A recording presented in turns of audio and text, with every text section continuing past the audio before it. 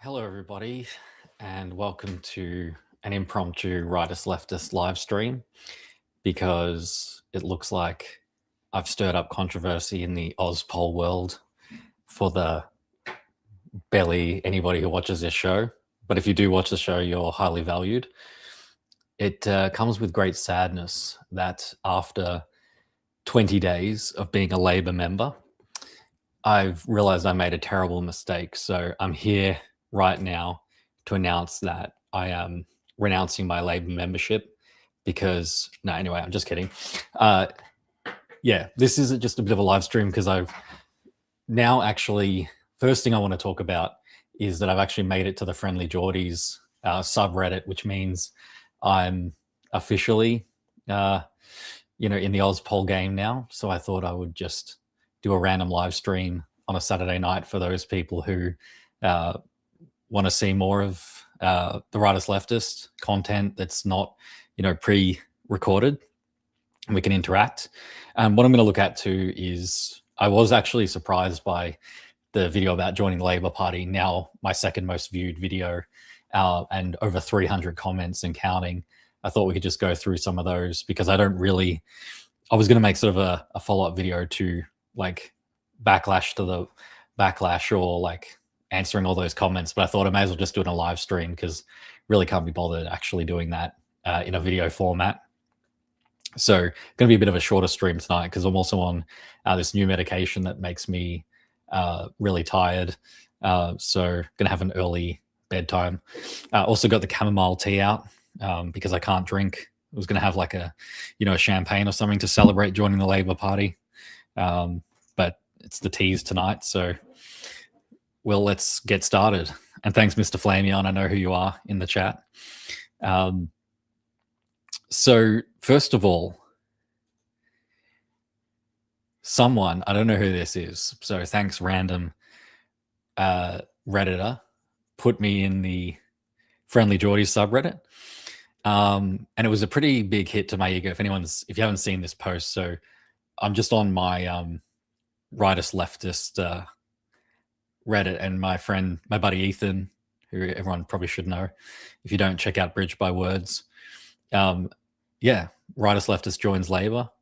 Got 45 likes. I don't know how that compares to most Friendly Geordies posts, so that's pretty good. Then someone, I guess you can tag the party that you're in under the Friendly Geordies. So a Greens person, I don't know what they get out of Friendly Geordies content, although I did watch him when I was in the Greens, so that's fair enough. But TLDR the video, so obviously my videos being over half an hour, someone just wanted the summary. Then someone just basically summarized the video, yeah. And they actually did a pretty good summary. So yeah, it's a 39-minute video. Basically, I just go through my reasoning as to why I stopped being an independent and actually joined the Labour Party. More progressive than the current Labour policy, that's true. I think there's a new wave of younger Labour members who are going to change the party. Yes, over time. I don't think that's going to happen overnight or in 6 months. I'd rather join the party than affect change and try to drag them left from a minor party, which is what I was trying to do in the Greens. And dragging them left, that's, we can talk about policies and all that in more detail, because that's very general. Yeah. Again, making sure I can still criticize the party from the channel, which, all my Labour people seem to be fine with. The annoying thing is I did actually respond to some of these, but because I have low karma, because I never use this account, they actually got auto-deleted. So they're not actually viewable from, they're not actually viewable, unfortunately, from if you go on Friendly Geordies posts. But look, everyone should get my name out there because a few of these other posts hit my ego a bit. Yeah, I was a greenie for about 10 years. I think it's about 8 years. I think I joined in 2014, 15, left 2022, 23. So about more like 8 years. I don't know if the sound will play on this one, but this is I don't know who that is. Yeah, that. But it's like Marge's mother saying, I don't know who that is. So that got 30 likes, which is almost as much as the actual post. So we need to get on the marketing. I think I'm going to cave to pressure, to my Gen Z pressure, and actually do some social media. Oh, if I move the window, that moves that whole thing. So I think I'm going to have to start doing some social media campaigning, it looks like, to get my name out there, because the growth is pretty steady, especially after this video. I got the most subscribers ever from one video, just from that one. So that's good. But yeah, gonna have to get a social media person because I'm too lazy to do it. And then I got who, and then I was like commenting he's irrelevant. And then I just mentioned about I thought I'd never be posted here. But yeah, it's only you automatically, anyone who knows Reddit, it automatically upvotes your own comment, and then no one has reacted because it's actually not on there, since I don't have enough. I don't post on there, so it got automatically thought I was a bot. I guess thought I was one of those Indonesian One Nation bots, One Nathan bot, if you like. Yeah, and then one downvoted the rightist leftist Who Geordie, which is kind of true. I guess he's kind of a rightist leftist at the same time, so that's fun. Been mentioned on the Friendly Geordie subreddit. Feels like I'm a real person now, but we'll see how we go. So yeah, if anyone's got questions, this is just like a really short live stream tonight. Just thought I'd go through some of the feedback from people. Yeah, so the video, if anyone didn't see it, obviously not going to play it. You can play it on your own time. Yeah, it's at 4.5. It's actually a bit more than that because there's a bit of a lag in views. So it's on track to probably get over 5,000 based on my current trajectories. My only video more than that's roasting the Liberals at about 7.5K or something like that. So I'm still haven't cracked 10K yet, but this video has done quite well. So what I thought I might do is just because the top comments, which are nice, they're like, people, Slam News, that's Heath, who I live streamed a couple of weeks ago. Heath Clark, that's his new rebranded channel. Everyone should go onto that. Yeah, the One Nathan and Labor, we're in talks for a coalition. Yeah, One Nathan's good, but I think I might go to the bottom of the dregs. It's always fun to go to the bottom of the comment section and sort of respond to some of the criticism, because that's always fun. I know my cat's trying to get in again. No, Maddox, you're not getting in tonight. So our friend so I'm starting to get to know the usual suspects here. So our friend Marcel commented. So he said, perhaps you can expand on your aspiration. The role of government is to lift the floor and help struggling Aussies. And then he said, I don't believe this is the role of government in a democratic society, but let's put that debate aside for a different discussion. Let recall Hawke Keating wanted to grow the pie, so everyone got a bigger slice, so capitalism was good. In between time, he had a lot of rubbish politics. Now we have Albanese, who says we don't need a pie. Capitalism is bad. So I think he's saying that capitalism is bad is an Albo quote. First of all, look, I'm not really here to defend Albo, but he has a $4.5 million mansion. Yes, that's mostly probably paid for by his government salary, which as a PM is about $500,000. But I don't think Albo's ever said capitalism is bad. The history of Albo, I've done a couple of videos on him, but he was sort of a socialist lefty in his uni days, and I don't think anyone would argue that he hasn't moderated, and yeah, sure, he's got some kind of left politics still within him, but modern Labor is definitely, they're more criticized, especially from the left, as being too neoliberal and too close to capital. So this is the funny thing that we're going to see is like lefties are always going to say Labor's too right, and then righties are always going to say Labor's too left. Whereas where I'm sort of seeing it, and in the looking into Labor over the last year that I've been doing, is yes, they try and balance both forces of labor and capital. But yeah, obviously they get criticized from either side for trying to do that. And then Mays, we can talk, I don't know how deep in the comments we need to go, but Paul's a great one, but I think Paul got a bit triggered. So yeah, I don't really know what Paul, he's probably not watching today, but Paul's interesting because he sort of makes left and right wing arguments depending on who he comments on. So not quite sure where. I wish people, is this like, how let's go back to like Friendly Geordies, how people have to like disclose their party.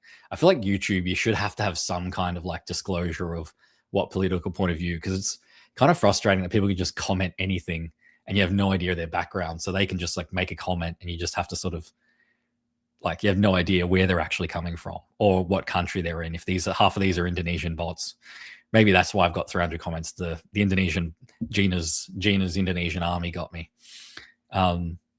Yep, Chris Minns is a rightist leftist. I don't really care about Chris Minns because he's New South Wales, and I think that's the thing with New South Wales. No one cares about New South Wales unless you're in New South Wales. So I don't really know much about Chris Minns. So good on him. I know he was really popular after Bondi, and then he kind of just like threw his reputation on the fire for banning protest or whatnot.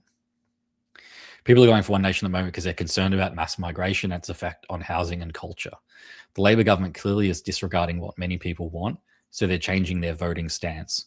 Yes, One Nation is inexperienced and has problems. I think Malcolm Roberts' interview showed he's a bit of a conspiracy theorist, but there's not many other voters can turn to address they are concerned about.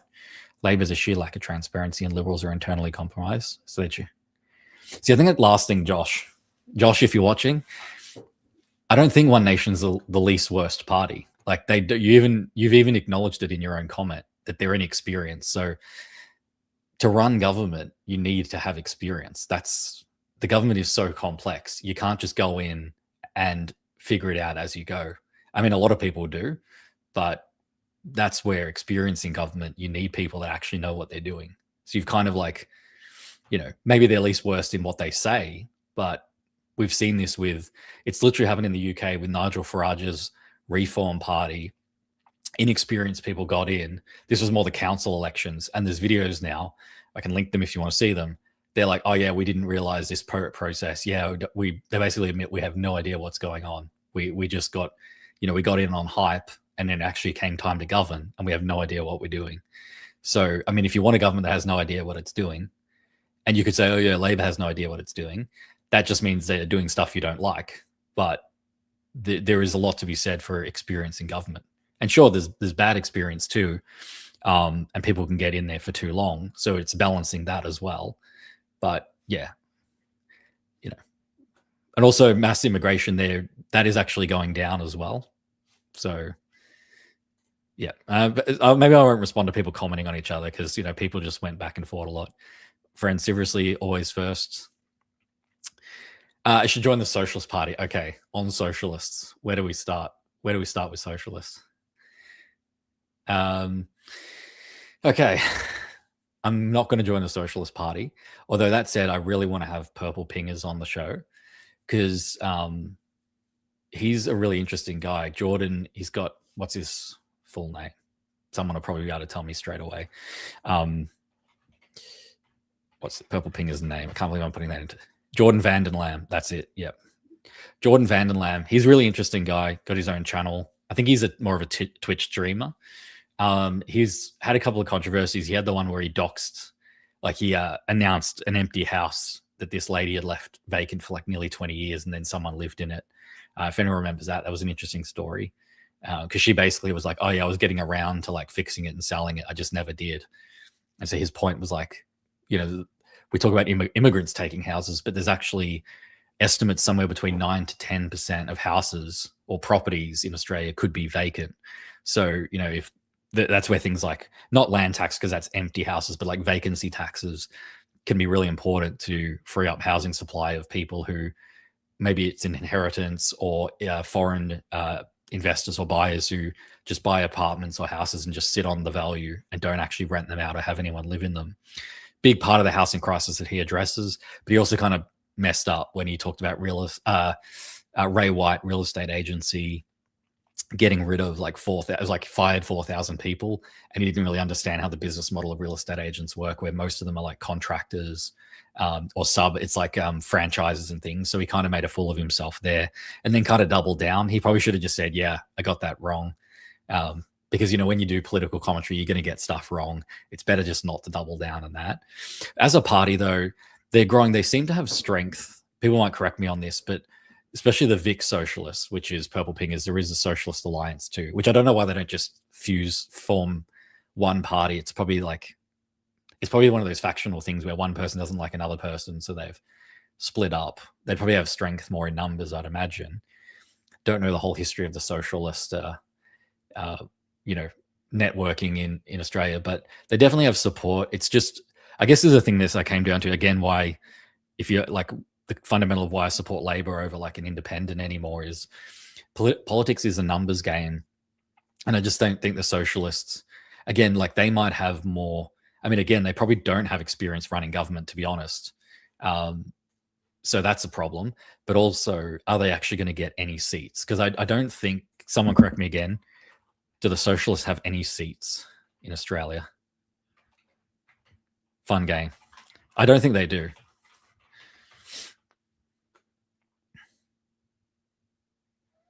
Mm-hmm. Yep. 0 seats. So again, you know, join the socialists. Why? To lose. Yes, I'm getting cynical about politics. I'll be friendly Geordies within 5 years. I'm speed running it. Okay, someone else. Don't watch. Just came across my feed. I was a true blue Labor supporter since I could vote. Under Albanese, Labor has almost completely removed themselves what they stood for, workers. All right. Again, I'm not going to do this whole thing, but this is where do people actually just, this is the, and I guess I did this too, the instinctual hate for Labor. They've raised the minimum wage multiple times in the last 4 years. Gig workers like Uber drivers and that now have proper worker protections. And that, like when we talk about workers too, it's also about, you know, cost of living, like expanding Medicare, education and infrastructure. Those things benefit everyone in society, but especially workers who need to, like with public transport, for example, people are lower socioeconomic, be able to get to work or get around their cities better. Now, could they always be better? Of course. Yes, they could. But just to say that they've see, this is the where I've sort of moved more towards Labor when I start hearing the criticism is like, they haven't completely removed themselves. You could say they're further away than you would like them to be, but they haven't completely removed. So it's just factually incorrect. I think I did respond. I've started to give up responding to this, people. Oh, there we go. I've already should have just read out my own comment. Childcare too, not just Medicare, but as a young working parent with 2 parents who are working, the investment in childcare, you know, if you're not a parent, you might not understand that, but the amount that Labor supports working parents in particular, more so than the right-wing parties, is just not comparable. Yeah, right-wing fighting for wealthier. Yeah, because, sorry, so the comment too, so it's like they're banning the lower middle-class sections of society in favor of socialist virtues. Well, even so, even critiques of socialism will say socialists are for the lower and middle classes. Government control of every aspect of our lives.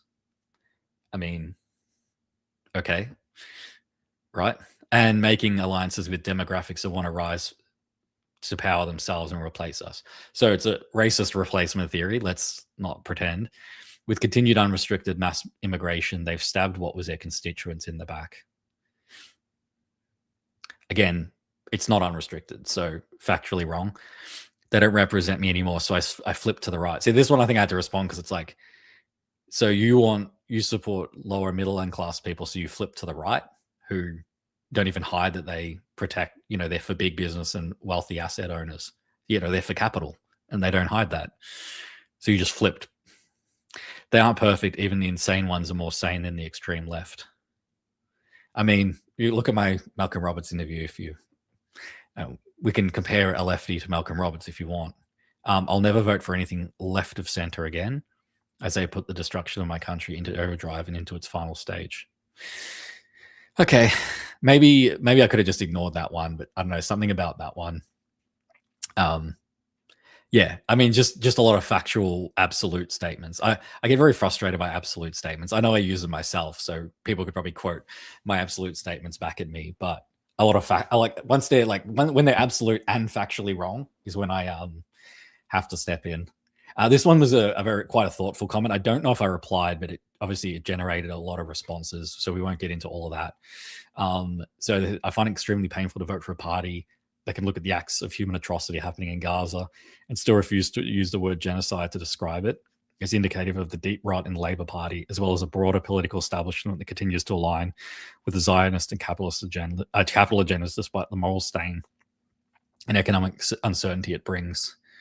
They keep going on and on.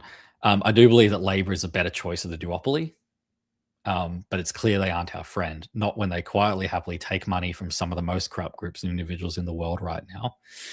And if deeply set unionists like Husick, Husick can't move opinions. That's Ed Husick, who's been a bit outspoken. He, at the national conference, for anyone who doesn't know, he put a motion to call what's happening in Gaza a genocide, and it wasn't seconded, or it wasn't moved for a vote.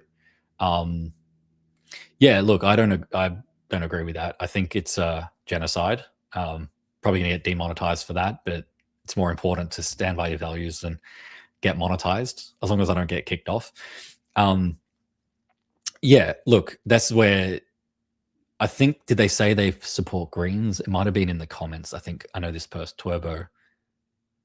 Oh, yeah. Just know you're always welcome in the Greens if you decide their internal politics don't align. Turbo, I was in the Greens and I'm not anymore because, yeah, look, I understand the Greens' point of view, they're anti-war, they're peace, anti-war party. And I consider myself anti-war as well. But it's also, foreign policy is much more complex than, you can be anti-war until you're being attacked, or, what's going on in Gaza, what needs to happen. And I think Labor needs to do more, but they have largely stayed out of it and rejected a lot of Trump's requests. So I think it's another thing of like, they haven't been perfect and they haven't been even really good on that issue, but I think they're much better than, Liberals or One Nation. Poland goes into the Senate draped in the Israeli flag. The Liberal Party has expressed like unwavering support for Israel.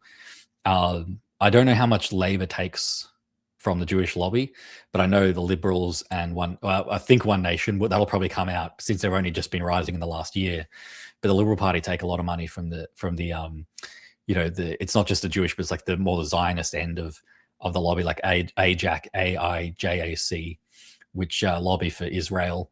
So yeah, I'm Australia first. I think we should stay out. I think we should be non-interventionist. We should call it a genocide as a country. We should label it that, and stay out of any kind of actions that would further that. And also, I think, yeah, we can protect Jewish people in Australia and Muslim people. And that's where I've done the video already, but I might expand on it in another time, that there's been a lot of research about, especially online anti-Semitism and Islamophobia. And they're both equally terrible plagues on our society. I just think that, again, pushing Labor from the inside, because there are people like Ed Husick, and I know a lot of people that agree with him. If in that conference they had, because it was 400 delegates, if there was 201 Ed Husicks in there, and I think there was more than just Ed Husick, I think there was others who might be too afraid, you can turn that tide within a party as well. So yeah, the Greens, as I said, I don't want to silence the Greens. The Greens can be outspoken on that issue as much as they want. Yeah, and if you feel like it pressures Labor better from the outside, then, I believe that for a long time too. I actually don't mind a lot of Labor's economic policies. If they could just back up on telling people how to live their lives, they'll get so much more support. Yeah, I mean, Low 760, who I believe, I know someone told me his name. I don't think he's ever disclosed his own name on there, but I know your name. Yeah, I find that, again, that's like a blanket statement as well. Like telling people how to live their lives. I mean, isn't that like part of what a government does? Like, we've got seat belts, like laws. A government creates and passes laws, and laws are like restrictions on behavior. So that's like kind of literally what a government does. So, and then I think this dilemmas. I think you're in the chat, dilemmas. Welcome. You can elaborate on your comment if you're still here. So I think I saw your comment before. Yeah, go protest Israel and say, river to the sea. Yeah, look, I think free speech, I think people should be allowed to say that. I know there's this controversy that could mean like wiping out the people of Israel. But yeah, I think, again, it's language that shouldn't be policed. Lockdowns is a whole other thing. I've given my point of view on lockdowns as well. When you have a once in 100-year pandemic and the data's telling you it's going to kill tens to hundreds of thousands of people, early on, maybe that's one of the options. We should have learned our lesson through 2020, and I think the 2021 lockdowns, especially those second ones. We had 2 rounds in Victoria. The second round didn't make any sense at all.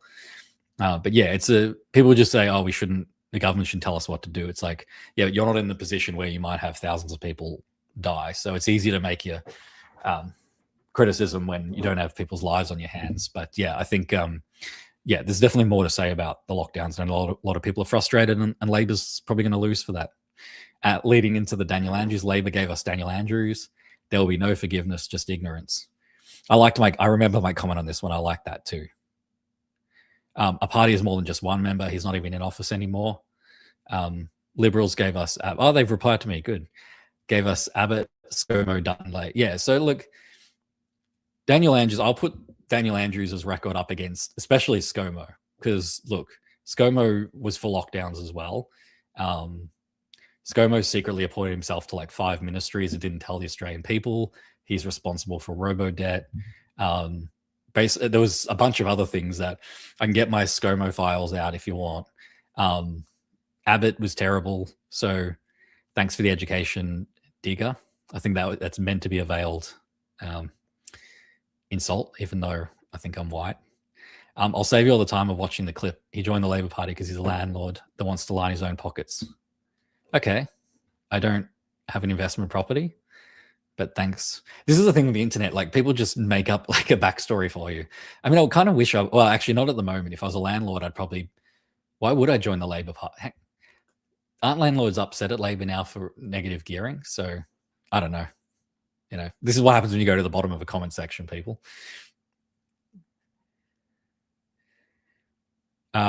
Pro-corruption, got it. Yep, the right-wing parties are completely corruption-free, which is we know that's true. There's been through the history of right-wing parties in the world and Australia, there's been no corruption. So glad we got that clear. From one card, I can't remember. So somebody just like welcoming me, very nice and happy about the support. Independents shouldn't have any credibility. David Pocock should be criticized more. Yeah, I mean, I think I've always been. Doesn't. Yeah, that was one thing with the independents, not just David Pocock in particular, but I thought last year when the election happened that, like, I followed the Teal movement closely, like 2022, because I would drive regularly through Monique Ryan's electorate to get to work on the other side of it. And it was just really interesting phenomenon that, they took a bunch of seats that no one would have assumed the Liberal Party would ever have lost. So I didn't then therefore support them. But I looked at some of their policies and was like, it's kind of funny that people like Turek, some of the wealthiest Australians, are now like supporting these like pro climate change or like clean energy policies and things that the Liberal Party would never support. I thought that was kind of funny. But then, the broader independent movement, I thought there was a chance that there could be a crossbench that's relatively coordinated, not its own party, but could push Labor more progressive on certain policies. But yeah, it's not really worked out that way. Not that I wouldn't go as far as that they're all out for Friendly Geordies goes hard on the independents. I wouldn't go that hard. And especially with the voters too. I know a lot of people are frustrated at Labor and want a government that works more for the people. So it's like, why don't you get into that party that's closest to that and then try and make it go further? Like, criticizing it from the outside does something, but I don't think it's as effective as going in. Yeah, and Labor too is with an O. A lot of people got it right, but some people, I kind of want to. I might skip over this person because I'm not joking. Like, you can go on the video and read the comment yourself.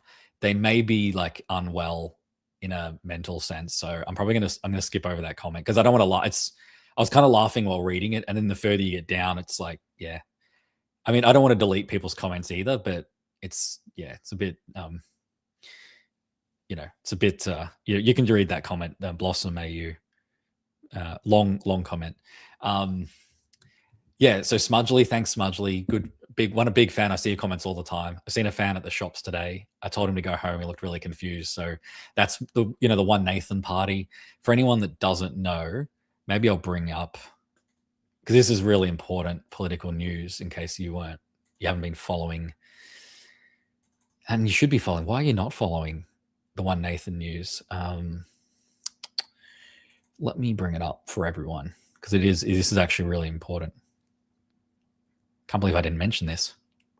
So there is a new political party in town. Nathan Ogilvy's One Nathan. I'm still putting together the logo for, like, the graphic for our top 3 policies, but I may as well run them down now while we're all playing at home. So Net Zero Overseas Nathans, So basically, one Nathan is pretty obvious. I'm the only Nathan that should be in Australia, and we need to get rid of all the other Nathans because we are at risk of being swamped by Nathans, and Nathans have taken our jobs and our houses, and it's just not okay. So net zero overseas Nathan. So if you see, in immigration, you come to our country and you have Nathan on your passport, your name is Nathan, you will be removed. Your visa will be denied and you'll be sent back home. No new babies to be called Nathan. And someone said to me, what about old babies? And I said, well, they're already born. A newborn baby cannot be called Nathan. So yeah, basically banning all the use of the name Nathan. And the third policy, which is my personal favorite, is all the current Nathans that are here.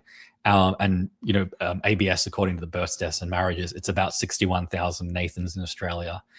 They're all going to be deported to Tasmania, because I looked into it. You can't technically deport Australian citizens. It's pretty difficult, but we can send them off the mainland. And then people say, well, what about Tasmania?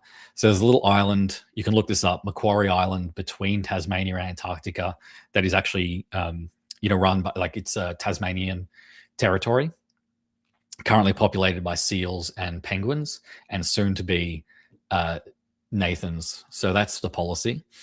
And look, people start going like into the policy, and it's good. I like that. I'd be a hypocrite if my whole thing is about looking into policy and criticizing it and then not being able to take on that criticism. So people said about Nathaniel.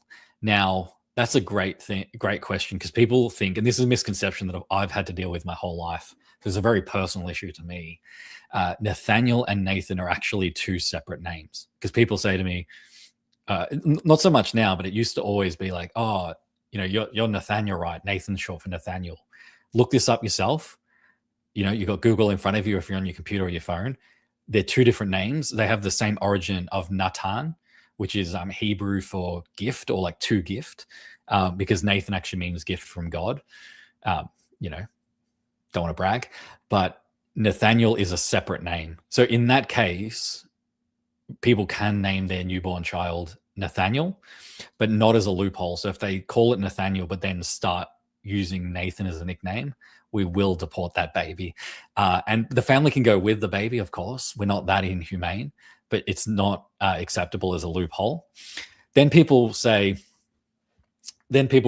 will say, what about if there's Nathans on the mainland that want to stay, can they change their name?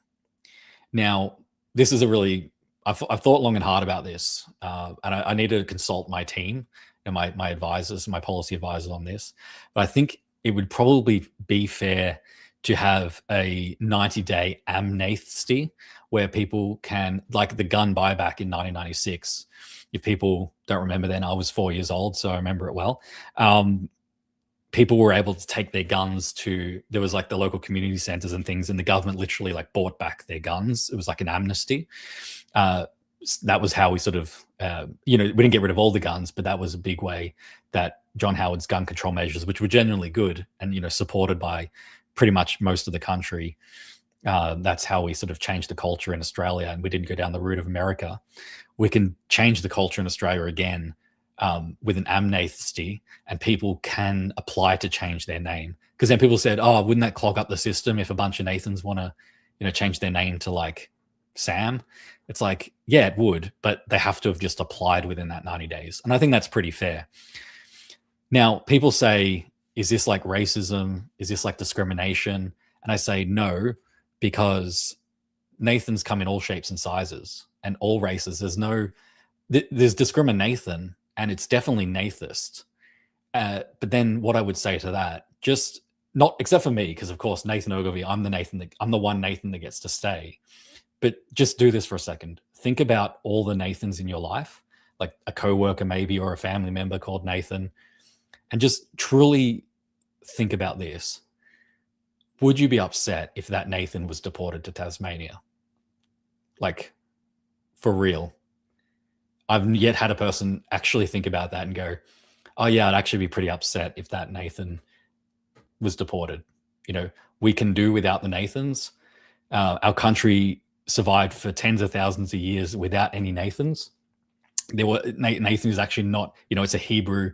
It has its origins in, Judeo-Christian history.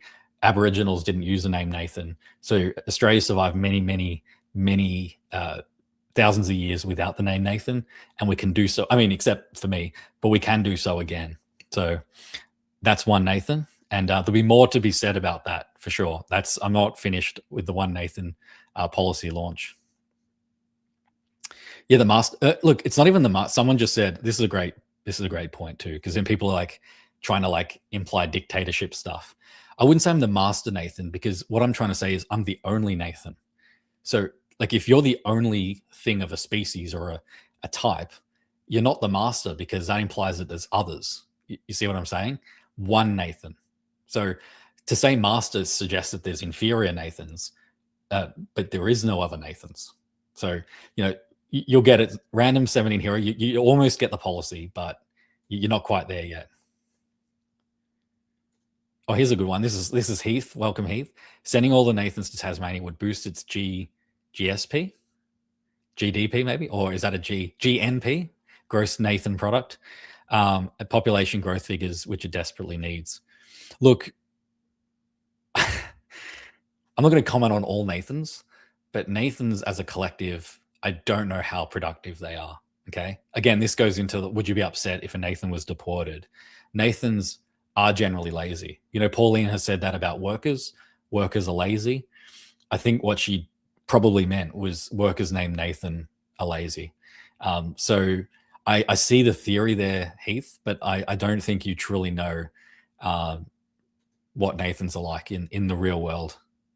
It's nice down in Tassie. Well, good. This is the thing. I want the humane. People are like, oh, is this going to be like Nauru all over again? I'm like, no, the Nathans are going to be treated with dignity. We're not going to fund it, but I can promise you that they will. Just don't go check it out. Oh yeah. This is a good thing so any right wingers who don't like me, but you still watch my show. The only two elected Nathans. So yeah, there's Nathans in rugby. There's Nathan Buckley's not. I don't think he's still a coach. So yeah, there's a few sports player Nathans that we'll have to do without. But the only two Nathans that are elected to office at the moment in Australia are both Labor Party members. So if you're a right winger who doesn't like me particularly, one Nathan will free up 2 seats, and there'll probably be 2 by-elections with 2 Labor Nathans removed. So, there's a little growth state product. Yeah, look, maybe Heath, maybe the Nathans will. I don't know how many jobs there are down in Macquarie Island, but yeah, we can send. My original plan was just to have a town of Nathans, like a Nathanville, and you just have 61,000 Nathans living in a town. But yeah, look, I think Macquarie Island, that was your idea, Heath. I'll cite you for that. Is this Nathan related? If not, I'm not interested. Wages increases by 23%. Argument that isn't enough. Yeah. Yeah, look, we've had slow wage growth the world has had slow wage growth. I think a lot of that's to do with like corporate capture of a lot of businesses and shareholder value. So many things in private equity. And you don't really get much profit. Profit is limited if you pay workers more. Working on one Nathan. Can we deport all Paulines? Look, I don't know. One Nathan doesn't have much to say on like deporting Paulines, but if there's a Pauline out there that wants to do one Pauline, I don't hold a patent or a copyright on one something. I think it's free speech. Anyone should be allowed to do a political party. Although I can't register it in Victoria because it might confuse voters, and that's a real thing. Apparently, this logo could confuse voters who are thinking of voting for One Nation. Apparently, even though Avi Yemeni, that right-wing guy, has just registered a party called Free Palestine with the explicit aim to confuse left-wing voters to then siphon votes off to right-wing parties. So, I'm going to keep trying. I'm going to keep trying to register it. Okay, back to comments. Tell me you joined a cult without telling me you joined a cult. I don't know. I don't know how people who are anti-Labor respond to these, but it's like a cult literally has like criteria where, you're forced into it. A lot of the time it's like through family or childhood and coercion. Like I could just cancel my Labor membership if I wanted. You know, the dramatic language actually makes me want to support Labor more. Like my natural contrarianism is like, if you're just going to be that dramatic about it, I'm going to just keep shilling for Labor even more, even though I'm barely shilling for Labor. Oh wow, Labor bot. Labor bot? Hang on, gotta look into this. Oh, I hate when channels have, don't you hate when a channel has just like no info about it? Look at that. Labor bot. Paid Labor bot. I'm subscribing. Okay. So see, this is where you get fluctuation. Based and Labor shill pilled. I love this one too. I love this guy. I think I'm following him. No, I'm going to follow him too. Albolf Albanese, your PM. I would love if this turns out to be just the same person with all these, like, we got Labor, paid Labor bot, Abolf. Now that's got to be like, I'm for free speech, but that's got to be on the borderline there. Come on, swastika with Labor. Come on, like, I mean, I think people can correct me, but I think swastikas are okay, and okay as in they're not banned in Australia, but that's crazy. That's wild. Is that Malcolm Roberts? UN, representing internationalist socialism, UN, WF, and plutocrat. I love, if anyone knows what the word plutocrat means, it means like it's kind of like oligarch, where it's like embedded like economic elites running a country, yet socialism. So I don't know. They're either hyper-capitalist or socialists. Anyway. Gen X man, I've always worked in the market sector to encourage my kids to pursue careers that are in industries that always will be in government funded or heavily subsidized. Both Labor and Liberals, again, this is a two-party suck thing, have decimated the private sector. Decimated the private sector over the last 53 years through the loss of industry protection, excessive taxes or levies, and red tape. I love red tape is becoming my new, I've got political terms that I hate, like neoliberalism, I can't stand. I actually don't like socialism either, because there's like lots of types, but there's like 11 different types of socialism. So when people say socialist, it's like, what do you even mean? But red tape is becoming my favorite from the right wing, because it's like, what is the red tape? You can never get a clear answer. I've actually got an interview with a Liberal politician, and I pressed him about 3 or 4 times on just give me one regulation you don't like. And I want to say it, but I just want people to see the interview for themselves. It's just ridiculous. Because it's so specific. It's like, this is just something that's applied to you and you're upset about it. And so you're just going to like make this argument for deregulation because of one specific regulation you don't like. Aside from that, unless you're extremely specialized, the wages are shit in the private sector these days. As always, you're far more exposed to job losses when the economy enters a downturn. I don't know. Am I just reading that wrong? Yeah. Oh, then Paul. So Paul is a leftist, rightist, leftist something, because he just jumps between. I think he's being sarcastic there. So you're saying the revolt is to have government jobs, and it's like that's what the government seems to be pushing for, NDIS. See, this is what people don't understand the NDIS, because like I have some clients with NDIS funding, and I'm a private business. So I don't know if people just don't understand that government, like, sure, like the government can fund stuff, but that often then pays private businesses. You know, it's like a what's the word, symbiotic relationship. Do people just not understand it? I'm not going to go down the rabbit hole on that one. Labor is the only governing party at national level currently. It's not healthy for democracy, but it's a reality. I don't know what the answer. So this person's close to where I was like a year ago of like, it's not healthy for democracy. Like, I think that, I just saw that. Sorry, I'm jumping it all over. Pretty sure swastika is banned in Oz. But backwards, yeah. So they got a loophole, like it's clearly indicating a swastika, but it's backwards. That's pretty crazy. So it's the plutocrats advocating Pluto regain planetary status. What about the Nathcrats advocating for one Nathan? The Nathcrats has a good ring to it, actually, as the one Nathan supporters. Yep, red tape. Any them offending free markets. Yeah, look, I had a good I had one good regulation that I was going to point to, that it's like it is ridiculous that we have that and it should be removed. So when people say red tape, I'm not like inherently against it. It's just when they make it as a blanket statement. I need to find that regulation. I've got it written down on my nerd list of stuff where I write stuff down. So there are some regulations that are kind of ridiculous. But yeah, you're right. This is exactly what it is. Like they just want deregulation so they can do whatever they want. Nathan, Labor left or Labor left or Labor unity? Look, yeah, this is finally maybe finally. Thanks, Heath, for a serious question. We're getting off the one Nathan. I think because I've said with Kim Carr reading his book, and I probably align with him 100% on his philosophy, and he was Labor left. I think I'd be Labor left, but I'd prefer to be unaligned like Andrew Lee. He's made it, and it's very rare from what I hear, is he's an assistant minister, unaligned. He's unaligned from factions and made his way to assistant minister. Look, I don't even know if I'm going to run. Like, I really enjoy the commentary and my actual job. So I don't know how deep I'll get into like a career within Labor. But my plan would be to be unaligned as possible, just so I can still have some independence within Labor. But, we'll see how that goes. If you had to force me to pick, I think I'd probably say Labor left, which is kind of say I'm the rightist leftist, right? I should be on the right.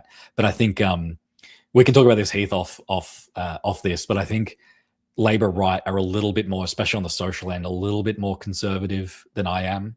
Like I've had sort of a breakdown. And I know like it's across states and things, it's like very different. And it's a lot more about kind of personalities, and the factions are not exactly ideological on values and things like that.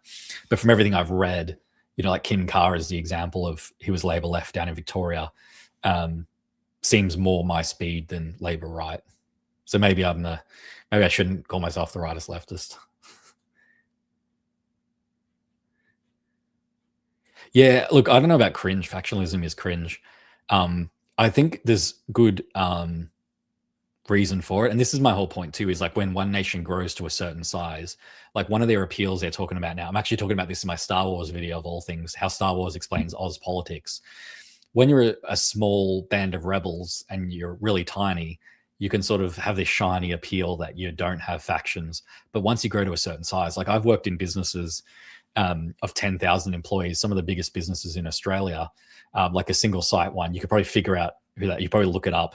I think I've mentioned it on another stream, so I probably should just say it. But a single site business in Victoria that has over 10,000 employees. I work at a university that has over 10,000 employees. Currently, I'm on a part-time contract. Factions, like smaller groups, like humans, this is just like basic evolutionary psychology, is like we're tribal creatures, and in bigger groups, to be able to cope and survive, we make smaller groups, which I argue are, in terms of how it looks like Labor is too, are factions. So informal factions happen anyway in larger groups. Like just think about like a friendship group, or like maybe, like you got your extended family and then they break off, I guess, more into the nuclear family and stuff. But as soon as you hit a critical size of a group, you'd naturally break off into smaller groups. And whether you formalize it or not, I think that happens, especially in political parties, that factions can form. And we've seen this in One Nation anyway. Barnaby Joyce and Pauline Hanson are having a lot of conflict. Like that's even being reported on now. And it may get to a point where Barnaby starts gaining more power within One Nation with a faction of people who are more aligned with him than Pauline. So it is kind of cringe in terms of like if you, like base your identity on it. But once things hit a certain size, human psychology dictates that we form smaller groups. It's just how we just don't have the brain power to survive in big groups. And that's what people talked about with social media and the internet. They did a study, and that was like the ideal amount of people can have in their life before they start getting overwhelmed and losing track of people. Like Facebook, anyone who remembers early on, like 2008 to about 2012, people were like collecting friends like Pokemon cards. And some people had like thousands or tens of thousands of friends on Facebook, not just like followers, like people that they'd actively befriended. But the number's about 150. So we're really only built for 150 people in our lives. And that's why, like, with Aboriginal tribes and like nomadic living and smaller villages, that's much more in line with our natural nature than being in huge cities with millions of people around us all the time. So I think I'm getting off topic from politics, but yeah, factionalism is just going to happen when you have a large organization, for better or worse. So for me, I'm more neutral on factions. I don't really care. I'm like, that's how an organization where people who agree on different things, like agree on the core things, but have different of agreements, can line up under factions. But again, could line up under personalities or people who represent those factions too. Definitely happens. Rant over, I guess. Yeah, some follow-up. I like this name, your Nopelope. I haven't seen you before, but pickle delivery. I'll take your pickle. Actually, that's don't cut that. That was poor phrasing. People naturally will sort into intelligent character facts. I get it. I'm just having. Oh, okay. So I just took your comment seriously and ranted for about 5 minutes, and you're only joking. So there you go. Yeah, but you're right. Yeah, people do naturally factionalize anyway. It's just how we roll. Dave, welcome, Dave. Thanks, Dave. I haven't heard from our friend, by the way. Won't say the name, but he hasn't texted me. But yeah, okay. Payroll tax applies to like 4% of businesses because payroll tax only applies when your wage bill, not your revenue, your wages that you pay hits $1 million. Yes, vast majority businesses are small businesses, Dave. Most of those are sole traders. Sole traders don't have a payroll by their nature. Then most businesses that have a payroll, it's like 4% of those businesses are eligible to have to pay payroll tax because their wages that they pay is over $1 million. So let's say, the average salary of a worker is 80,000, and a lot of these businesses like cafes pay workers less than that, minimum wage or whatnot. So you're having to have like 12 workers, maybe up to 20 workers if they're on like part-time or low wage before you start paying payroll tax. And then payroll tax is a small percentage. It varies by state and by region and things like that. Let's say it's about like 4 to 10%, which I think 10% is really high. I don't think it's that high. I think bigger businesses use much more of our public resources, much more of the roads, much more of the utilities and infrastructure. So why shouldn't they pay a little bit more? Like small businesses like you and me, Dave. I think you're a sole trader. I know I am, but unless you pay employees $1 million a year or more, you're not paying payroll tax. It's again, it's an overhyped right-wing point. I think the businesses that get to that level of paying workers $1 million in wages, that's when the payroll tax kicks in, at least in Victoria. Maybe it's different in other states, but in Victoria, it's $1 million. I think they can afford to chip in a little more. That's my personal opinion. I'm going to pretend I didn't say that. I'm going to stop the stream and like delete this video. That's a pretty funny. See, I like jokes which are pretty funny. It's called labor because it takes 9 months for things to happen. And when it does, it hurts like hell. I don't think it was like a joke. I'm probably going to mess the wording of it up, but I was like, no, anyway. I'll refine my joke. I have a joke that's similar to that. I'll refine it because it's more like pro-labor than that. But yeah. But again, like, I don't know. I was going to make a liberals joke, but nothing came to mind. It's starting to get late. I'm probably going to have to wrap this up soon. Oh, yeah, there's a few more here. Yeah. When Labor in opposition, they spend their time making good policy. Oh, yeah. Criticizing. Sometimes I can't tell if people are being serious. I think this person was being sarcastic. The Greens political party that's infiltrating Labor. Yes, the progressive insurgency. I even talked about that in the video. That like one thing that it wasn't the only, like not one thing made me decide to join Labor, but one thing that I wasn't really aware of is like a lot of Labor people talking to me one-on-one outside of like on camera and saying like they agree with a lot of the things I say. Because I always assumed that Labor people were there was more of a gap between what I believed and what rank and file members believed. But it's just the old guard have been around. Like Albo's been in Parliament for 30 years. They're embedded in the system. And look, they've made some big changes like the negative gearing and capital gains tax that no one would have thought they would make. But there's a new generation coming up. And yeah, I didn't realize how much I was aligned with those people. Criticizing Labor as a member publicly has ended well for Labor members. I think it just depends on the member. But I don't intend to criticize them publicly only if they do something I don't like. So if they keep doing what I like, then I won't need to criticize them. Okay, someone... does people know the origin of the paperclip people? It's a really fascinating story. I'm sure some people probably just do the paperclip because they see other people do it. But it was this guy... Actually, I should probably do my own video on it. He's sort of like a bit more of a libertarian. He's not really like right or left. He's not really on that spectrum. He's more of a libertarian. And it was about sort of government... I'm probably going to butcher the story, but it was about like government control. There was some kind of change they were trying to make on the internet or something, and it was like change it, like the way to protest was to change your profile picture to a paperclip. And he sort of did this like campaign, and then within a year, like I think at least every video I have at least one paperclip person. Really interesting story, actually. It's just like a random little thing that happened on the internet that's like still around. All I see is raising tax. I live in vehicle costs. Oh, this person mixed up what I was saying. I seem passionate about trades. I said I'm a trade unionist. Trade unionism is just an umbrella term for all unions. I should have just said I'm a unionist to not confuse people. I think they got stuck on that and then thought I meant tradies, because they're like, what tradies? It's like, you seem passionate about trades. I just said I'm a trade unionist. My union is a white collar, like education. It's a higher education union, the NTUU. So I'm not a tradie. But yeah, I'm passionate about trades. That's like literally makes our country go round, like keeps our country running. What are Labor's policies to lower these? See, this is the other thing too, is like when you become a member, people then assume you then become a spokesperson. Like you could literally just Google that, Dawn, Razor Nephilim. Oh, Nephilim. Okay, it's a Christian person, which is okay. I'm Christian too, but the Nephilim stuff is a bit much. Assume you would want to happen to help the trades, and what policies of other parties would be detrimental. Yeah. I don't know. People then like they just treat you like you have all the answers.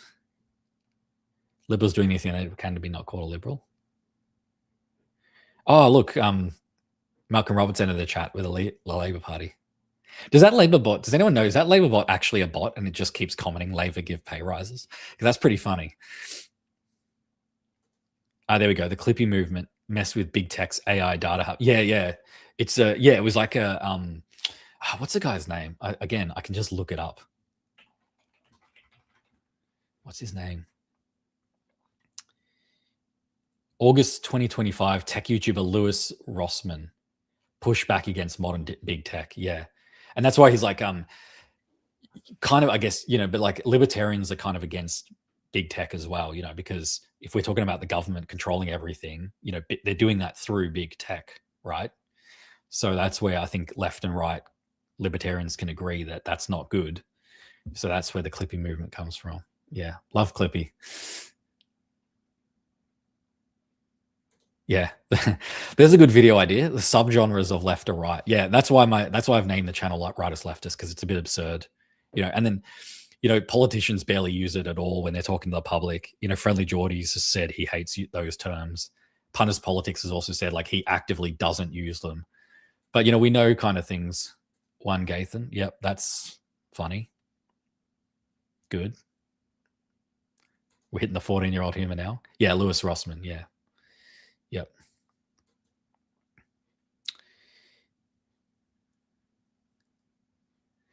All right. We'll probably have to wrap this up in a minute. Just want to see if there's any other unhinged comments. There's some that were pretty good. Some of them get like, people probably don't know this, but like YouTube, like I have my comments like basically unmoderated. So if you leave a comment, it basically goes straight up. But YouTube does have a filter that captures some of the most extreme, and you might be like, oh, that's free speech, but like you should see some of the comments. My word. Maybe I could show that. I probably don't even know if I can show them, but I think I got a few of these on these, like they're called held comments. So they can actually go up, but they get held for you to check. So then it becomes your responsibility if you post it. If people are like, I'm being a bit too vague, like I did one about I've done, like the one video I did on Israel, someone was like death to JEWS and like kill them all, like extreme stuff. So yeah, YouTube does actually hold that stuff. So some of the most some of the most unhinged parts of the internet do get censored automatically. Probably for the best on that. I don't want people inciting violence on my page. not about that. Oh yeah, this was my favorite one. Maybe I can end on this. There's a few more up further, but maybe I answer more of the serious questions. But this one got me. Tom from Brunswick. James Campbell, a Murdoch journalist, to the extent that Murdoch is involved with journalism, spoke on Insiders last Sunday. He said that the unions were preventing people joining the Labour Party for various sinister reasons. It is thus a miracle that they let you in. Well, if a Murdoch journalist said it, it must be true. Because, like, that's not irony, is it? I think that person's being serious. It's like you literally refer to them as a Murdoch journalist as a way that they have credibility. Because he just like uncritically said unions are preventing people joining the Labour Party. What the? No. I mean, it didn't happen to me. And my part, and actually, interestingly, the union that I'm a part of is actually, it's not about Labour. They're just unaligned. They're an unaligned union. They don't. They stay out of politics in terms of like endorsement. They don't have any. They don't send any delegates to Labour convention. Like they don't have any affiliation by choice. So I actually did wonder about that. I was like, because it says when you apply to be a Labour member, it asks you your union affiliation. So I put that in, and it wasn't on the list. So I was like, oh, is that going to? That's why I didn't actually. That was not the only reason. I was going to wait till I got approved. But it was one of the reasons that I thought maybe they will knock me back. But no, Tom from Brunswick. I'm in a non-affiliated union, and I got in. Okay, who runs this Labour bot? Is it one of you on this channel? Come on, I need to know who this Labour bot person is. I vote Labour for pay rises and handouts. It'd be pretty funny if like Labour's like counter. I did say this. Maybe they should just counter the One Nation Indonesian bot farms. We need to like go to another country like Fiji. Create some jobs in some foreign investment. And just have an alternative bot farm. I even said that with the slot machine. Like there should be a 24/7, like a Sky News, which is now News 24. We need to do like News 48, and it's just like 48 hours a day Labour coverage.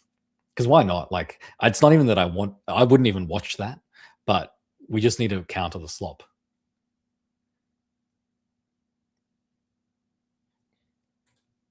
Yep, libertarian, selfish individualist.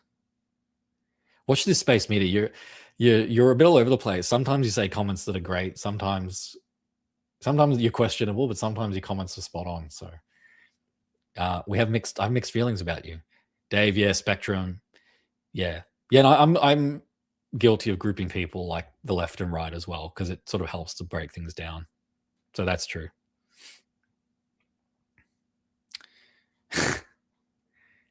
What about engagement?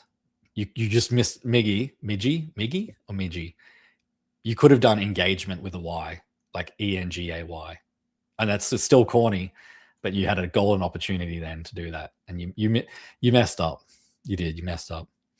So explain like why join a point if you run for anything or planning to have a career in real politics. I mean, that's a good question. I would compare it to, that is a really good question. Compare it to like joining a footy club, I guess. Like it's sort of a way to show support. On one hand, it is financial. Like I had to pay to be a member. And for me, that was like a big step because I used to pay to be a Greens member. And for me, it gives you, it does give you access. So like for Labour, you get voting, you have to attend branch meetings, but you can only go to branch meetings if you're a member.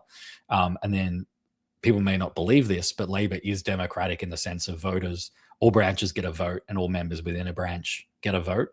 So Labour policy, as I'm saying, this is what it is like if you want to change it, if you think Labour's policy could be better, yeah, you need a lot of numbers and like to have these conversations and change people's minds. But Labour's policy is only based on its members.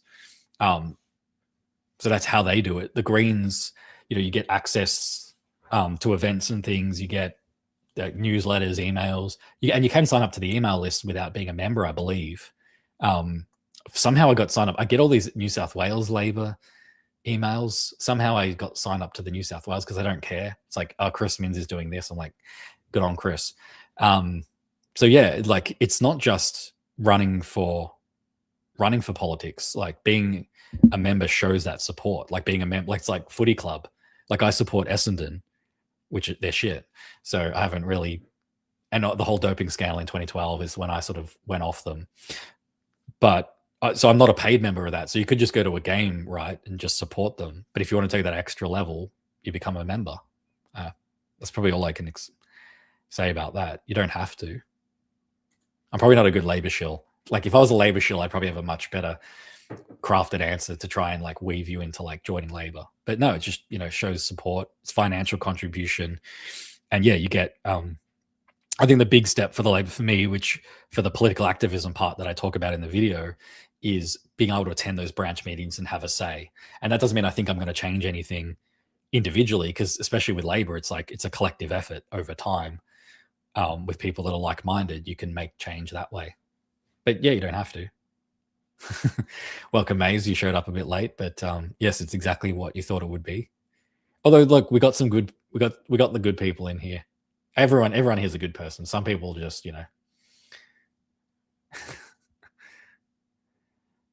all right, friendly Geordies. I am noticing a lot of people are going off him a little bit because his data center video got pretty panned in the comments, even like the top comments. It's really like you can tell a video, and this has happened to me a couple of times, like that your video that didn't hit well with the audience if you're getting like top comments kind of roasting you. So I don't know. Yeah, because you believe in the cause. Yeah, it's just like the next step. Yeah, change comes from the bottom up. Yeah, that's the thing that like I've really changed my tune on is like if you don't like Elbow, and you align with another party, well then join that party and like try and push Elbow out, like try and push Labour out. But if you're sort of a lefty with Labour, I mean the Greens, I don't think the Greens are going to push Labour out ever. It's just not going to happen. So, or independents too. So it's like, why don't you push that old guard? You don't even need to push out because they're going to all be retired within 10 to 15 years, the more senior ones. And people like Chalmers who seem to be really open to, I mean, Elbow's fairly open, it seems, as well, to a point. But yeah, the next generation, this is what I've noticed. It's more a generational thing in terms of our economic circumstances is most senior politicians in any party grew up in a different economic time to millennials and Gen Z, right? Like, I'm not going to say it was easy to buy a home, but it was much easier. This was all like the people that sort of were adults kind of pre-Howard or adults in the 90s. And so a lot of them are like politicians now, senior politicians. They haven't lived what we've lived. And that's why the younger people in Labour that I've talked to who truly get it, and older people too. So it's not even just an age thing. Some older people who didn't live through the time we do still understand it, the struggle and how our circumstances are totally different. And we do need a lot of different policies than we're getting. And I think, my position is Labour's moving in that right direction, could always move faster from my point of view. And so I've just landed at, how do you get that movement to happen faster? I'll use friendly Geordie's language, whinging from the outside is very limited in how you actually do that. Yeah, there's very few topics off limits to me. I don't really talk about AFL. I have considered I should just change team. I'm still bitter about the whole doping scandal in Essendon because I again, me criticize you. As I said, you should criticize your own team. I think James Hird should have stepped down. Instead, they sort of instinctually protected him because he's like a legend at the club. To me, that was a really bad decision. Wait, hang on. Jordan's data center video. Yeah, someone said like there was one comment like it was like, are you okay, Geordies, or are you being held hostage, or like what happened? It was something like, are you okay? What happened to you, kind of thing. And it had like, at the time, I watched it early on, but it had like hundreds of likes. I don't know what the top comment is now because usually I have a bit of a habit of watching Friendly Geordies when I cook dinner. When his videos come out in the afternoon, I sort of cook dinner while watching Friendly Geordies. Don't ask me why. It's just a habit that's happened. So I watch his videos pretty early, and people are like, "What's going on with you?" Because he was sort of like really pro data center. And I got a video on that coming out this month. So I'll get to the data centers.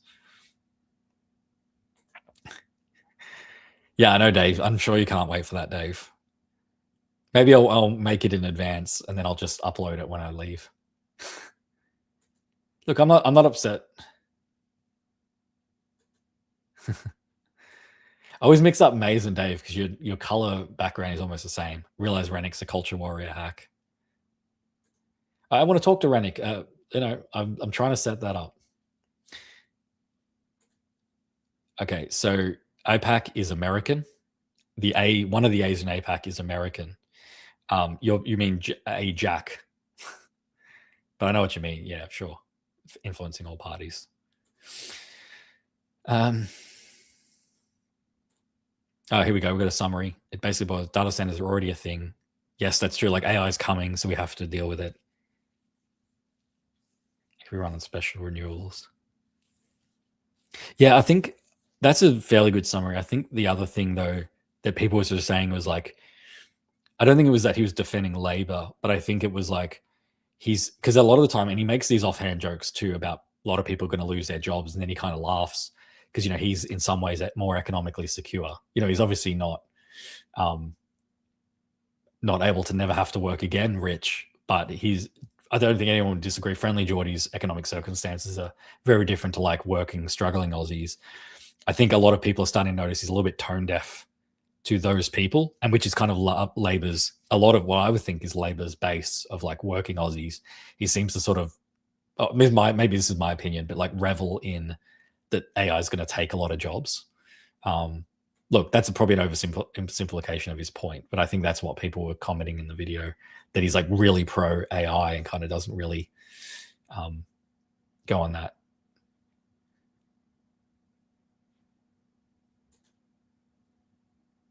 Nothing wrong. I don't know. I still feel like he was a little bit dismissive of some of the downsides of it, which he's allowed. Like, he's allowed to have his opinion. It's friendly Geordies.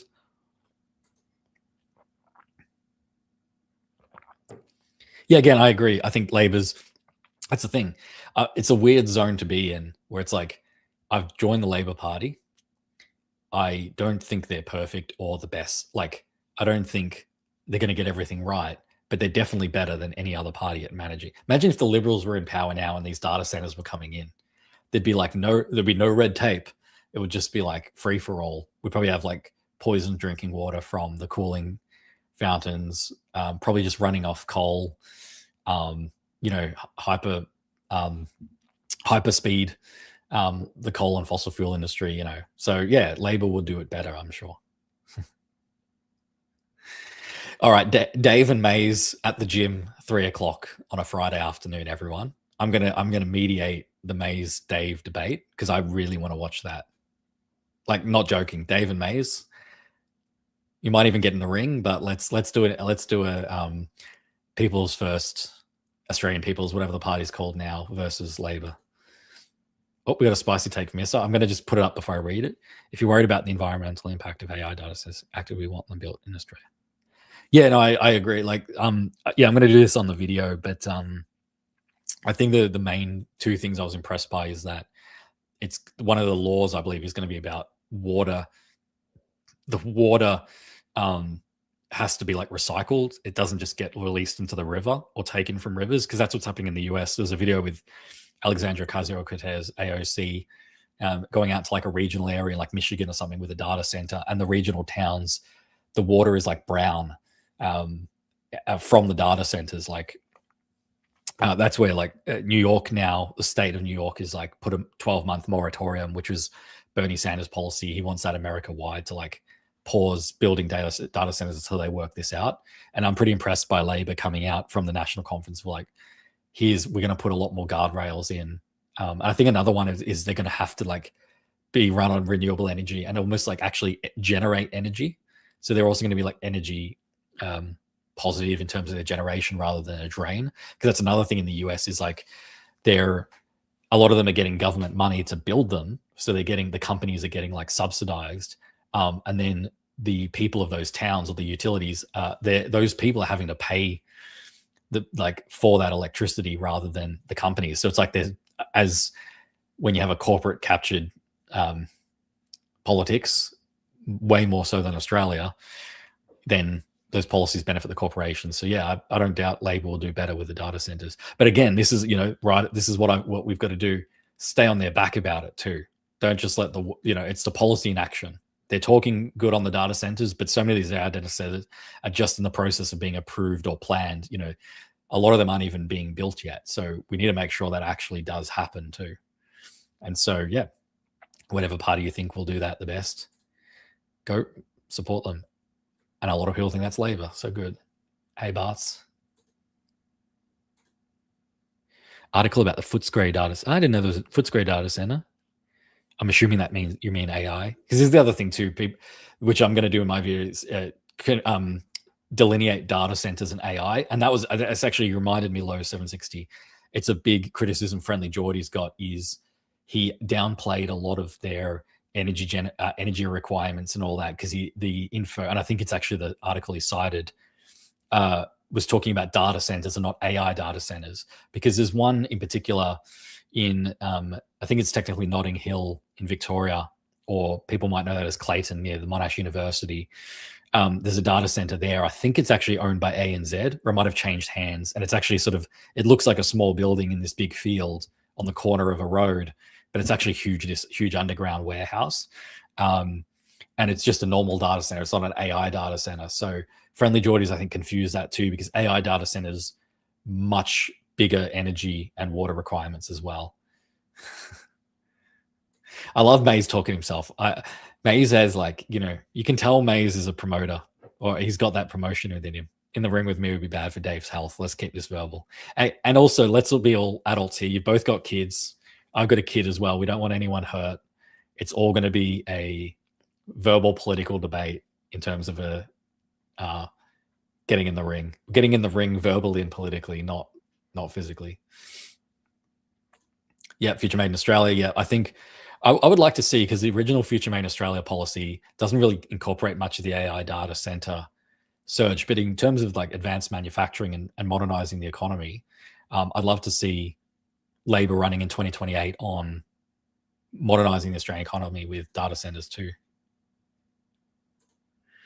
That's a great question, actually. What union is he associated with?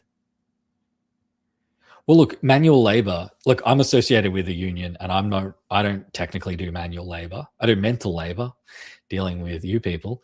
But yeah, look, I don't think we should. I don't like that line of think. I hate that line of thinking where we divide working Aussies between blue and white collar, assuming either one. Because I know a lot of white collar people look down on blue collar people, or blue collar workers sort of go, "Oh, you've never done a day's manual labor in your life."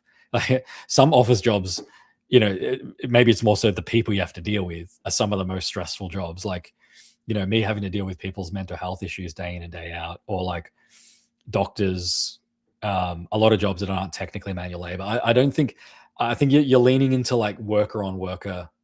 We should be. This is solidarity. I think we should unite. That's kind of my sky blue coloring is white. It's actually the white and the blue. If you mix white and blue, you get light blue. I think it's a bad idea to go on that road of workers comparing. You haven't worked a hard day of your life. Let's look up.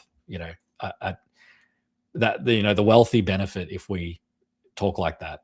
Dividing our that some unions have more value over another. And again, I don't think Friendly Geordies would be part of it. I don't think there's a YouTubers union. If there is, I should join. But we're all self-employed here, so.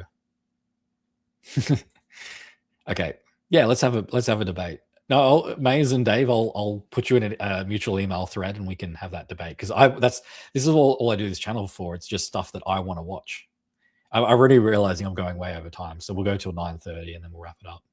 Getting some good questions out. I can probably just get off these comments. I think that was just the last one. Oh, just Barry's one. Barry's one was the last one. I think I already answered, and I'm probably going to do this in its own video. So he said, and good on you, Barry, too, if you're watching. I like Barry. I think you came from Tony. I think you're a Tony Tonkin guy. Yeah, he said, what faction, what do you hope to achieve, and what do you want to change? I just said, the Andrew Lee model, stay unaligned if I could, although I know that might not be possible. So then probably left faction. Yeah, and then I just listed all the policies that I kind of differ with Labor on that I still believe. And what do I think they will get passed or not? It just depends on the numbers. What I'm finding is there's obviously a lot of internal debate within Labor, which is good.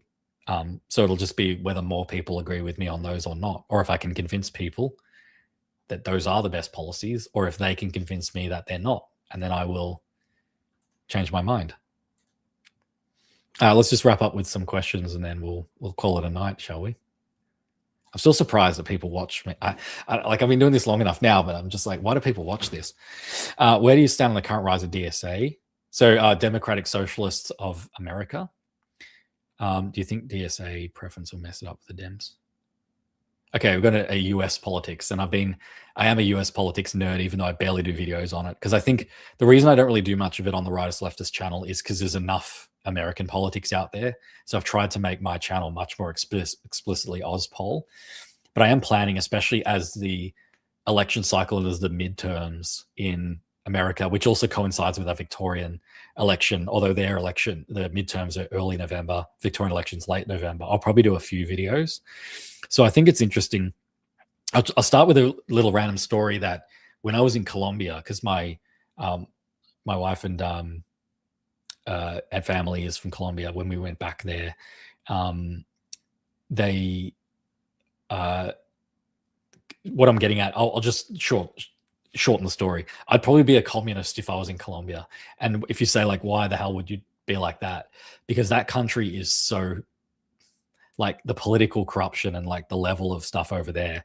I was like, if I was over there, I kind of probably would be one of those guerrilla people, not guerrilla like GUE, that live up in the jungles, like the far left parties that like fight for their, because it's a really weird sort of distinction over there, because it's more rural.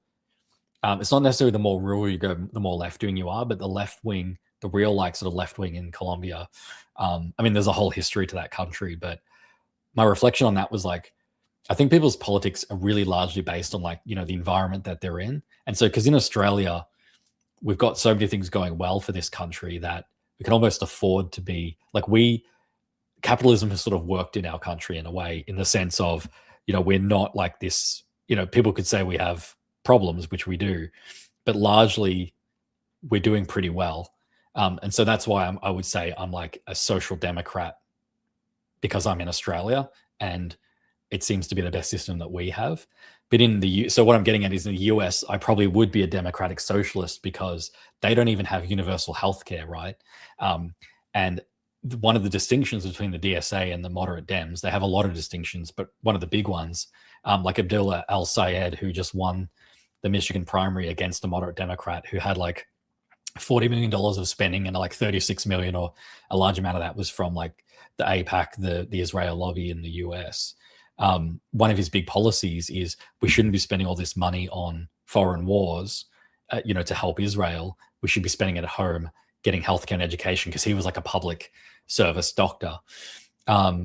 So I think I would be a DSA member if I was in the US. An example, Zoran Mamdani is a member of the DSA, the mayor of New York, because in the US, they do have a Greens party, but they get like less than 1% of the vote. The US, kind of their Democrat party, is basically like it's kind of like a Teals and Greens. There's kind of a middle, but not really. Like Bernie Sanders would be like probably a Greens member in Australia, or like an independent, probably, like he is over in the US. But then there's like really corporate centrist, which are kind of basically center-right Democrats as well. They call themselves moderate, but they kind of got right-wing economic policy, kind of like Teals, really. So do I think it'll mess up for Dems? No, I don't think it'll mess it up. And the reason I don't is because Trump is so bad and the Republicans are doing so badly, like so bad, like his approval is as low as it's ever been. And, you know, they've got the ICE, you know, like the thugs arresting people. And now they don't really report on it much anymore, because he's also taking over the media. Like CBS is owned by the Allison family, which are strong Israel supporters. And then Barry Weiss has taken over that whole channel, basically, and they've just like stopped reporting on anything negative about Trump. But the public are awake to it. And he hasn't delivered on the, you know, he sort of got in, one of the big things he got in was inflation. It's gotten worse because of the Iran war. So it's just that thing of the Republicans, unless they just steal the election blatantly, which they might do, I think it won't matter. And I think DSA policies, like literally, like in Australia, we have Medicare, we have universal healthcare that our right-wing party can't even suggest they will take away, or they wouldn't win an election. In the US, they don't even have universal like healthcare yet, and they're a first world country. So then they get portrayed as radical for that. You know, that's the part that's just wild to me. So yeah, what was the answer? I do it. So I think I just explained my stand on the rise. I support it. And will it mess up the Dems? No, it won't. In purple states, no, it won't. Why are you sure Labour will do a better job? Why couldn't they both do an equally poor job? An equally poor job. I don't think there's many things that Labor's done equally bad as the Liberals, to be honest with you. Any opinion regarding GetUp's take? GetUp kind of annoy me. I don't really understand. I guess they're just an advocacy agency. I don't know what their take on data centers are. If they're kind of like ban them or whatnot, like if they're that's true. That's where I get my rightist leftist is like, you can't ban AI, like in general, or data centers. Like they're coming, so we just need to manage it as best as we can. If you tell me what their policy is, I can comment on it.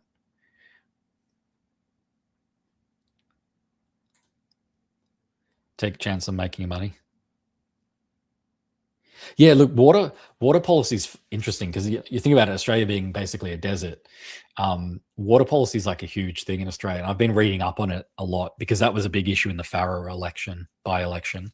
Yeah, it'd be interesting. Yeah, like making sure that water is not, because we frequently get droughts. Now we're bringing in these big centers that utilize lots of water. We're going to make sure we get that right.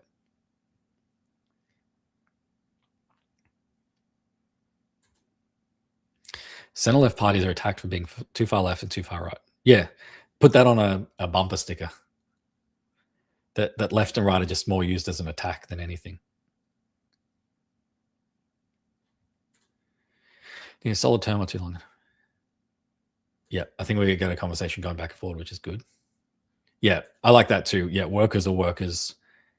Yeah, dividing it up by like you've never done a hard day's work in your life. Like you're making an assumption about people that you don't even know. Don't like that. Yeah, workers are workers.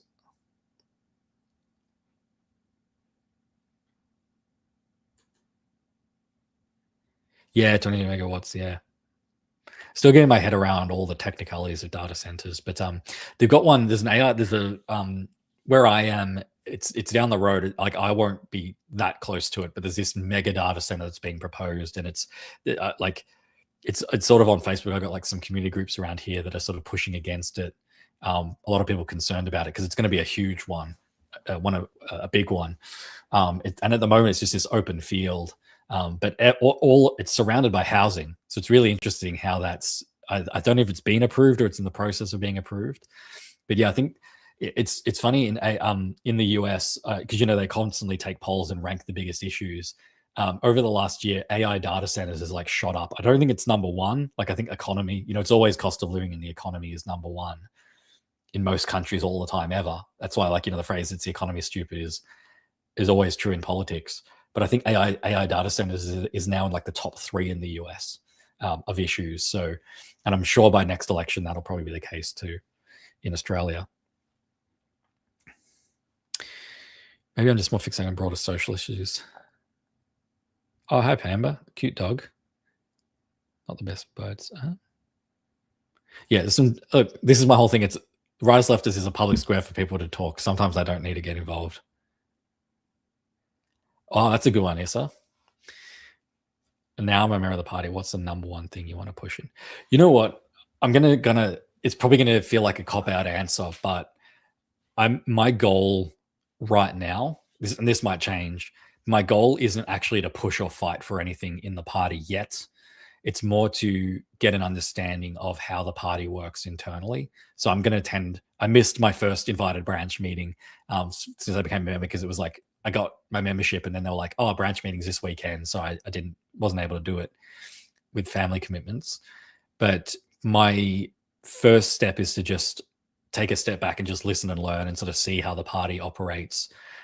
My branch is, funnily enough, going up against. Or my electorate is going up against the leader of One Nation. So that's going to be interesting. I'm sure that's going to be the number one topic. What leader of One Nation in Victoria that is, that Warren guy out in Pakenham. I can just say it's out in Pakenham.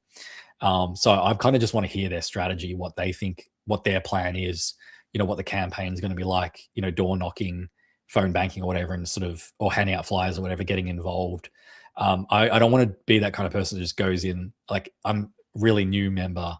I don't want to go in all guns blazing. Like this is, we need wealth taxes. We need to ban all fossil fuels and we need to do blah, blah, blah. Like, I don't want to go in and be that person. So I just want to sort of get a sense of it. And I think that branch as well is quite left, left faction. Like I think it was Emma Violin in the Victoria who's got the MDS like disease, like MNS, motor neuron disease, and she's like in a wheelchair and she can barely speak, so she's not running again as a new candidate. So yeah, I'm not going to just push and fight for anything internally at the moment. It's more just about building connections and seeing getting a temperature of like where the party's at with everything at the moment. Because I've been, as I said, like the reason I joined is I've been really impressed with some of the policies and changes I've already implemented in the last year since I've been doing the channel, and I would like to see that continue. So yeah, kind of like if I get to the branch and it's similar-minded people, like it seems to be with a lot of Labor people I talk to, I think it'll be more like I'll just fit in and keep pushing for that change that seems to be already being pushed for, I guess. Yeah, I hope that answers the question. Is that the Media and Arts Alliance? Yeah, but you got to be an employee though. Like YouTubers are probably not. I don't think, like Google pays us. It's like AdSense, which is run by Google and Alphabet, but we're not employees though. That's just, it's like a contractor payment. So unions don't really cover. I mean, maybe they do. Maybe I should look into it.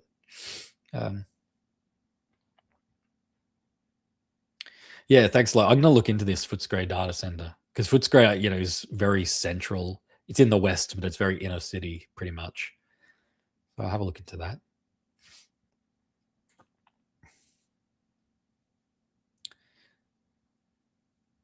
Pushing it. There's sort of a conversation going on, not catching up. Yes, I'm going to the new member information session. I think there's 2 of them. Yeah, I'm going to one of them. I don't remember which one. But if we go to this, I don't know if you're going to go to one or whatever, but I don't want people to like point me out if they see me. I think it's online, but yeah, I don't want to become like a celebrity. All right, let's keep moving forward. I might wrap this up. Oh man, I'm already gone over time. Okay. Oh, Elder, yeah, I think you're a Patreon and you left. That's okay. It's true. I'm disappointed you joined Lame, but probably not for the reason I think you spoke about joining. Huh. You're disappointed because I want to win? You're disappointed because I want to change Labor from the inside? So am I reading that you're a Labor? Are you like an old guard Labor person that doesn't want Labor changed? Or you think that I can't do it? Yeah, I don't know. When I say that too, I'm not saying that I'm the only one who's got people like, oh, you think you're solely going to change Labor. It's like, no, that's a number. It's a collective effort of people. It's a democratic party within. This is a great one. Okay, I might have to wrap it up soon. Man, people are really chatting in the chat here. Okay, most of my friend group is brain broken by immigration. They think Labor is terrible in immigration. They're basically single issue voters.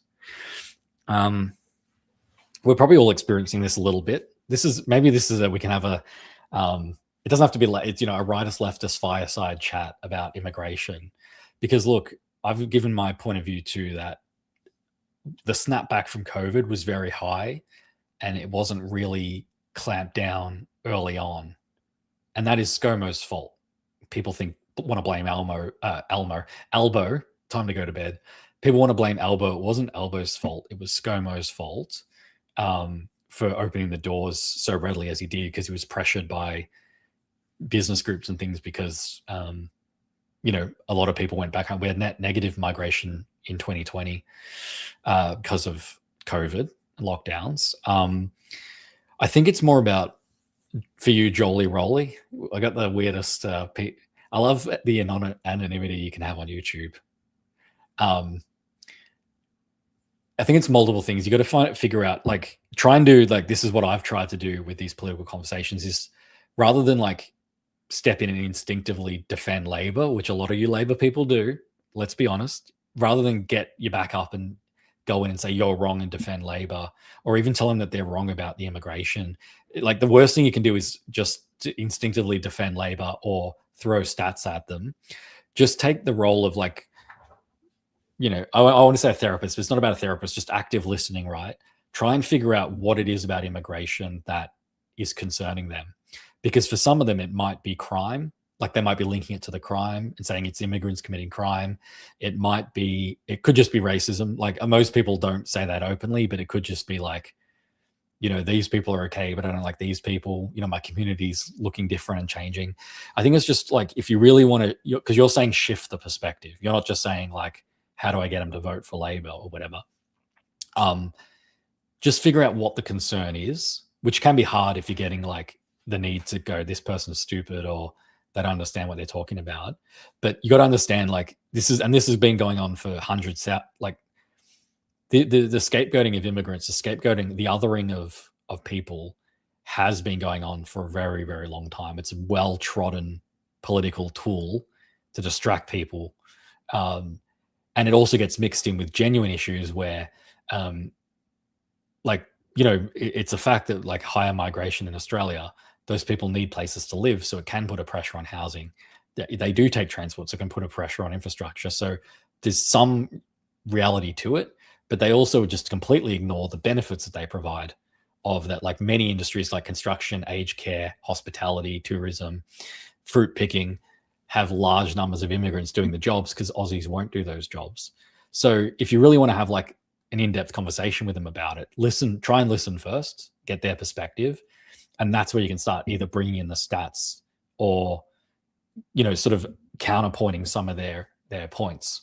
Because like we can always feel good roasting them, which I'm known to do.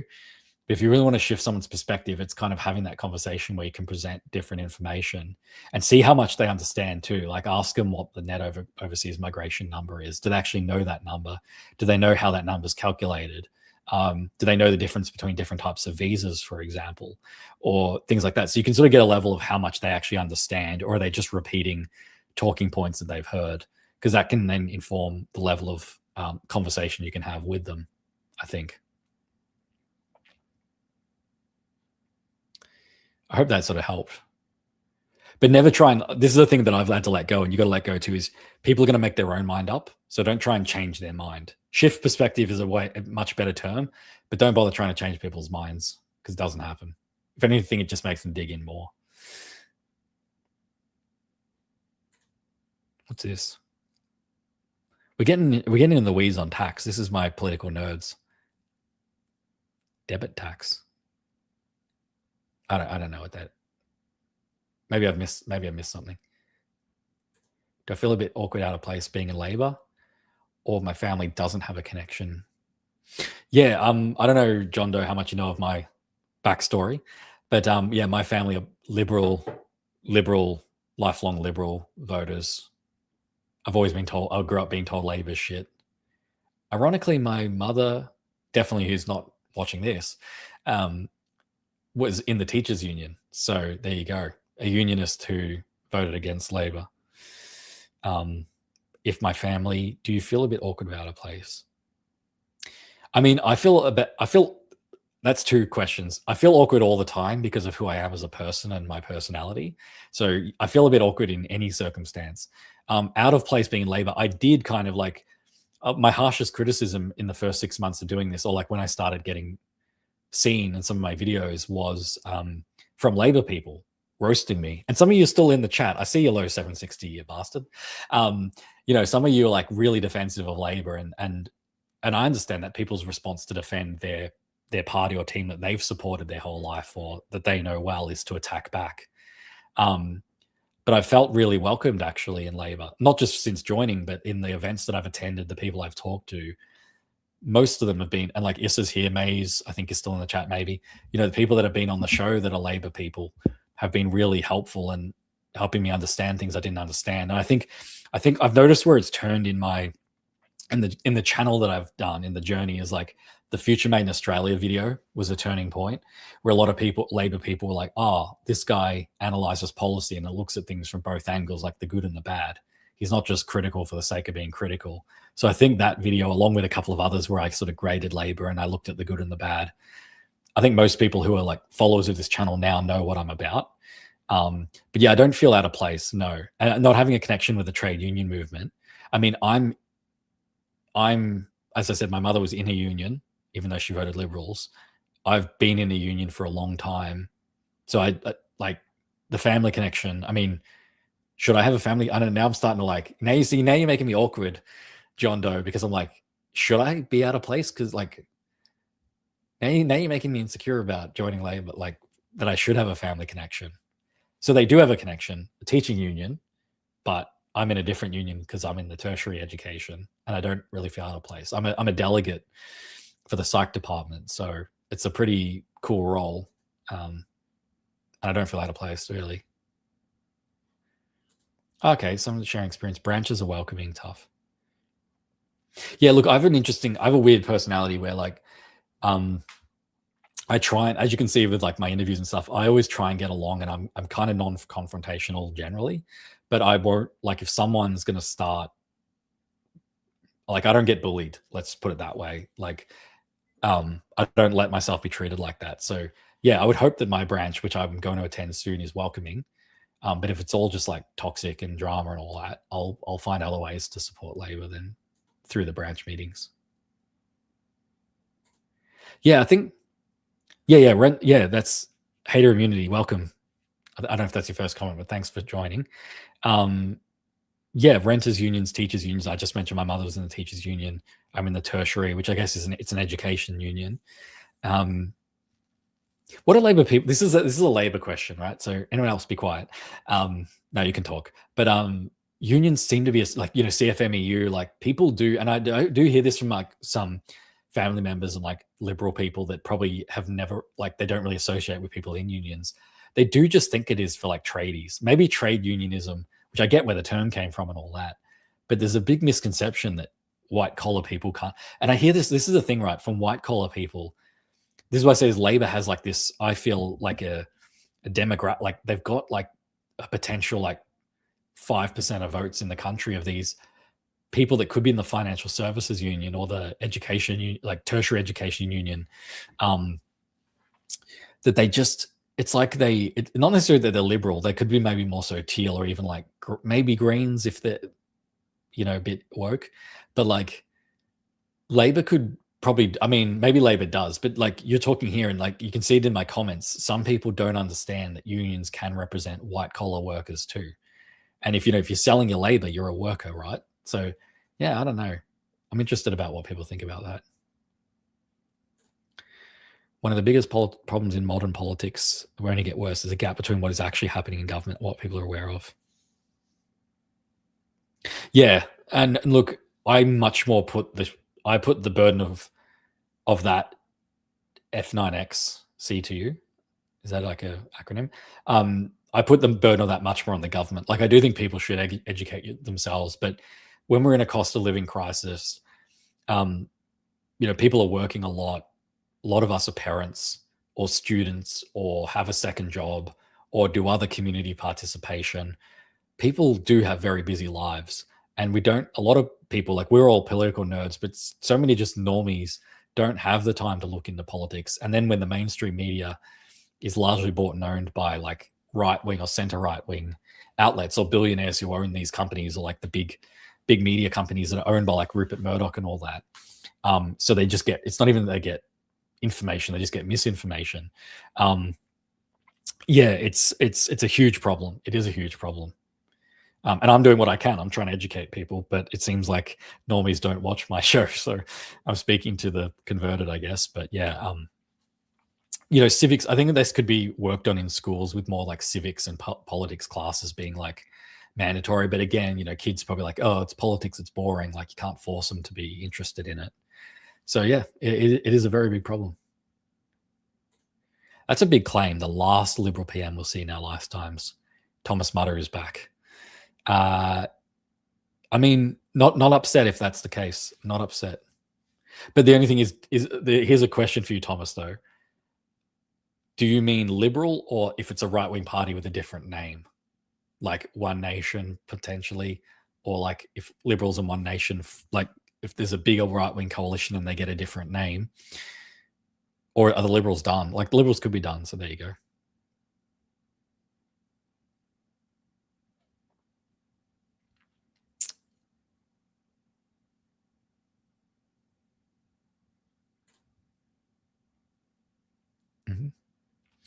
All true. I think that's the messaging on immigration. I think the left get wrong is that we are a bit stuck between, like we're saying, without immigration, Australia will grind to a halt, but we are also reducing it.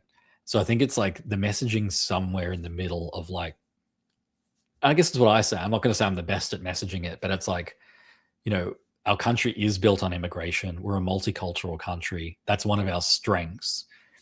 But too much of anything, like you can't have too much of anything. You need to moderate most things, and immigration is no different.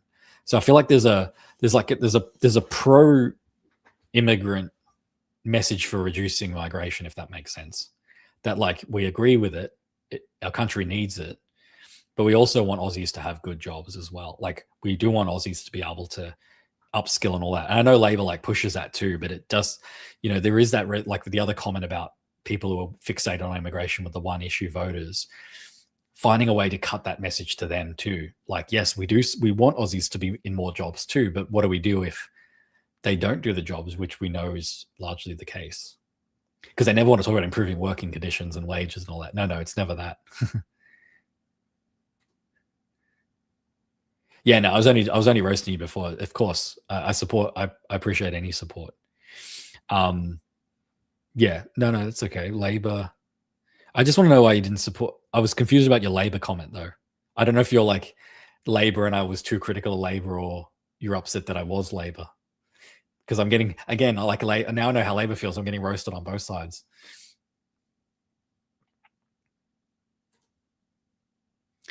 Right, raise of wage. Okay, I'm a bit confused.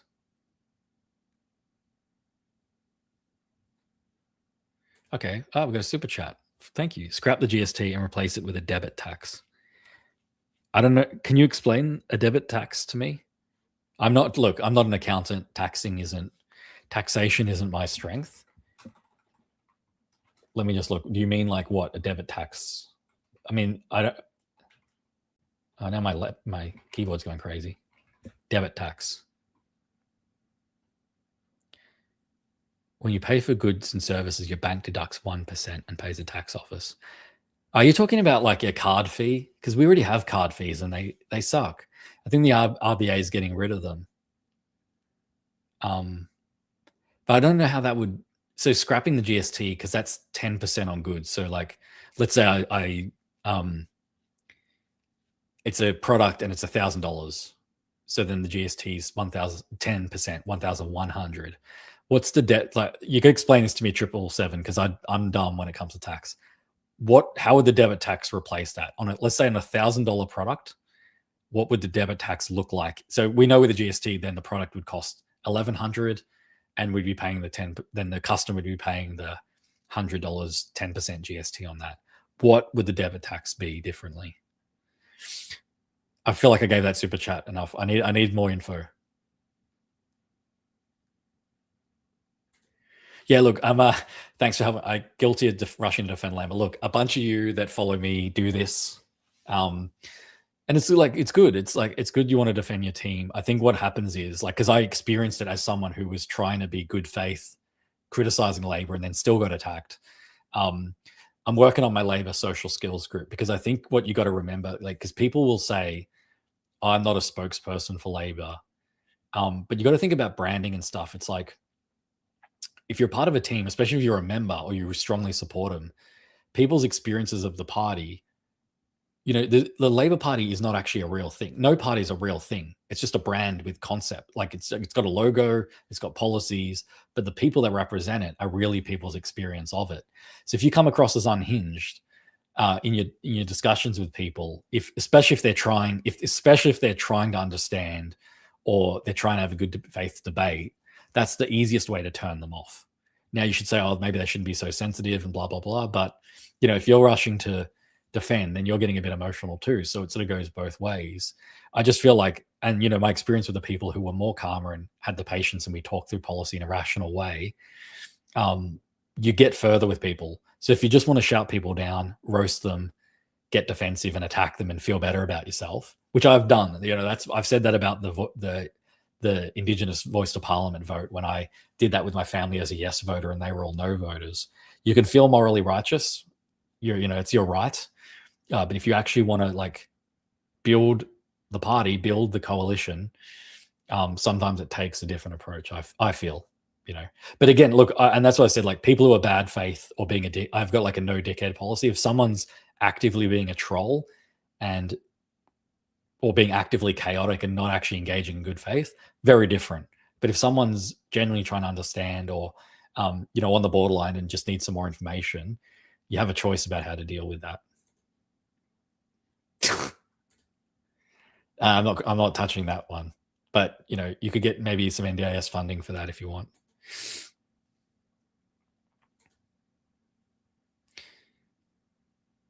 Look, again, it's not a blanket statement. I think you got to figure out why they're attacking Labor, and do you want them to vote for Labor, or do you want them to just stay in their party? Because yes, you're not in one conversation, you're probably not going to change their mind. And they're not going to go, oh, I was a Greens voter, now I'm a Labor voter. But I'm an example where, yes, it took a bit of time, but people can go from the Greens or Independent to Labor. It's very possible. And if you go on the defensive and attack back, I mean, you're shutting that down. So that's your choice. If you want to just shut that down, then that's fine. Hey, is that Blake? Blake? Or is there two Blake Reeds in the world? Yeah, family political should not dictate your own. Yeah, look, that's true. And look, they didn't dictate mine because I've never been, my family were liberal and I've never been liberal. So it didn't dictate. But, it's that other thing too, is your environment does inform you. And if you just keep hearing the same message and over again from people that you love, this is like religion, right? So many people religiously follow their parents' religion, just inherently because it becomes your community and things like that. So yeah, you should think for yourself and think for your own beliefs. But sometimes and I reflect on that too. I was like, hang on, I don't think Labor suck, but I've come from a point of view of just constantly being told Labor shit. It sort of does seep in, even at even the most critical thinking people. It can still happen. All right, there's no changing them from the inside. Not even MPs can change them from the inside. Stop supporting the cruelly towards. Yeah, look, the asylum seeker. Yeah, look, Australia's just buggered that completely up. And I'm not going to pretend like I have an answer for that. Yeah, look, yeah, you're on the cynical end. I might end up there. I might write a book like Kim Carr, why Labor sucks, and try and make some money. But I guess this is the thing, right? This is the only answer I have to that is, can you say in your heart of hearts that Labor are worse than the Liberals or any other party that will form government? Because the Greens are not forming government. Labor is really the only hope of a party that could do the right thing by people and asylum seekers. Do you really think One Nation or Liberals are going to be better with asylum seekers? Now, you could just say, yeah, Labor's just as bad. But Labor, in my view, is the only party that I can see that could be shifted over time to a better, more humane policy. Maybe I'm delusional, very likely, but that's kind of my logic. Yeah, I mean, Ed Husick is an example. And look, he didn't win this time around. The next 3 years of the national conference, they didn't go with a lot of what he wanted. But that's 3 years now to build a stronger base of support. So if he goes up on the floor and puts forward a motion to call what's happening in Gaza a genocide, maybe one of us could be there to second that and get it onto the floor for a vote. And look, maybe it gets voted down, but that's further than last time where it didn't even get put up for a vote. And then maybe next time it gets passed. The largest union is nurse midwife. I wouldn't doubt that, because nurses have huge employment numbers. The only thing, no, maybe. I don't know. Does anyone know what the biggest union in Australia? That's a great question. I would have just assumed the CFMEU because it's so huge and it's got such large density. I don't know what you're saying about largest if it's member number. I would have just guessed the CFMEU. Yeah, midwifery, nursing. Yep, the AMA, white collar union. Yep.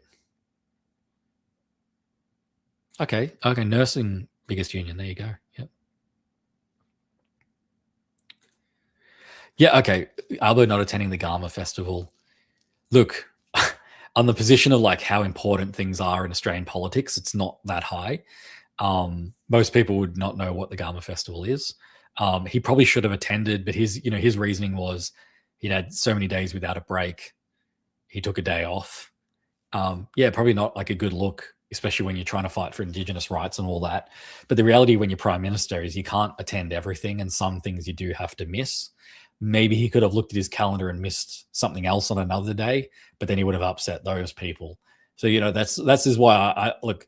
I'll answer this in terms of why I personally would never want to be leader, and I don't envy anyone who does, because it's constantly letting people down and not attending stuff. Because you're only one person, you can't do everything. So he should have gone. What message does it send? I reckon you go out and do this tomorrow. Go out on your local street, ask people what is the Gama festival, and see how many people know what it even is. And that's kind of my question to like, what message does it send? Most people won't even care. I don't know what that means, banning of a rival political party. I mean, if you're talking about One Nathan, although Labor didn't ban me technically, the VEC did.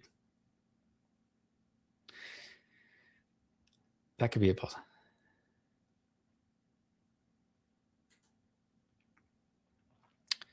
A lot of the union has been structurally nerfed. Yeah, look, I've heard this about the SDA, which is kind of like where it's like they don't really represent workers. They don't really represent who they're supposed to represent. And this is kind of my whole argument. Whenever anyone, maybe it's not a rightist leftist thing, but if anyone starts, kind of not defending business, but they criticize government, but they never criticize business, or in terms of corruption, or they criticize business and they never criticize government. For me, my whole thing is large organizations or big organizations that have a mission or value statement can become corrupted over time. Power corrupts, concentrated power. And that's why I'm not anti-billionaire, but like we need to look at these people who are multi-billionaires and what their incentives and motives are. Unions are no different. They can, of course, become corrupted over time and move away from their message. So that's why we need to keep our eyes on all these organizations. So I don't know how that affects union awareness, but yeah, like definitely for sure there's people at the top of unions that are corrupted and probably need to go, like we've seen with the CFMEU. But again, like all organizations, yeah, like I don't discriminate. That like humans, it's the human problem. Once you have an organization with humans in it, which most organizations have, that's when you start having problems. Yeah, look, Dave, you and I didn't get into the immigration stuff, but like I think you and I are both from families of immigrants. So, oh, there we go. Yeah, complimentary.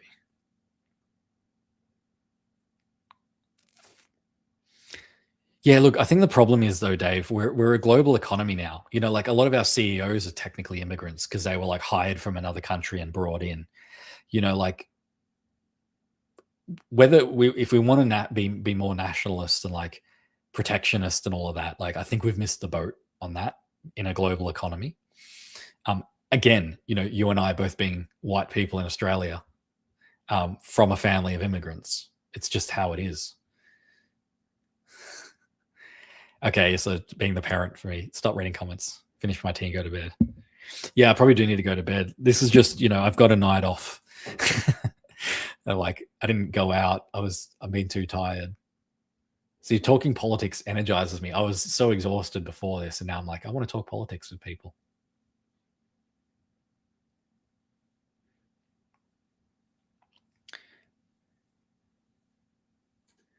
Okay, now we're on the immigration. Maybe I will shut the stream down if we were on the immigration thing. Many just don't want to work hard. I'm assuming you're talking about Aussies, not immigrants, but again, it's people. We have lazy immigrants, we have lazy Aussies, we have criminal immigrants, we have criminal Aussies. Again, it's a human thing. Well, Dave, you better get to it, mate.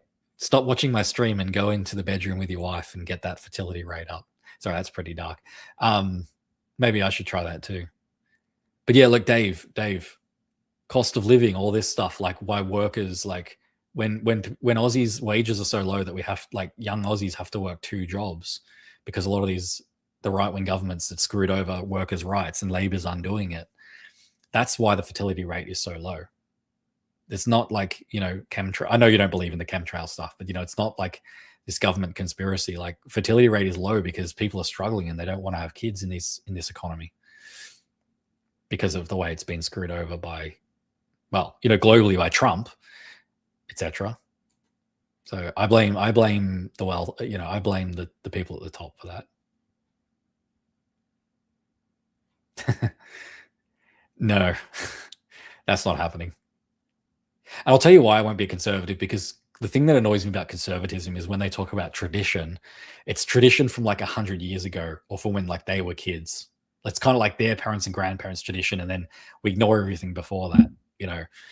I mean, I want to conserve the environment, but I know conservatives largely are for fossil fuels. So the term itself doesn't really make sense. Like, what are we conserving?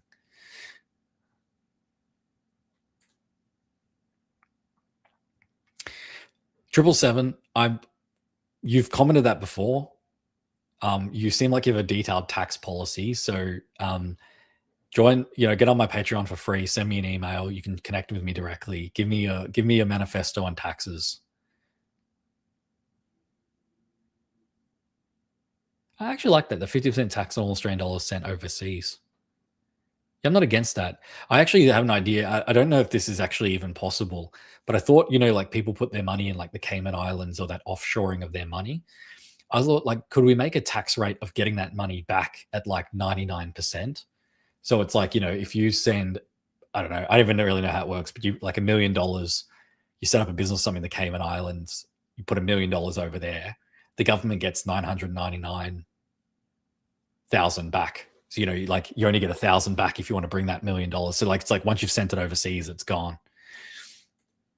I don't know, maybe that's a wild policy, but I feel like that could stop people sending their money overseas if it's like you don't tax it on the way out, but you massively tax it on the way back in.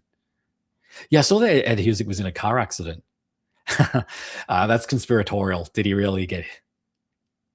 I don't know. I usually like Occam's razor, where it's like he probably just was in a accident. He was probably in a, because he didn't actually really get anything passed. Like,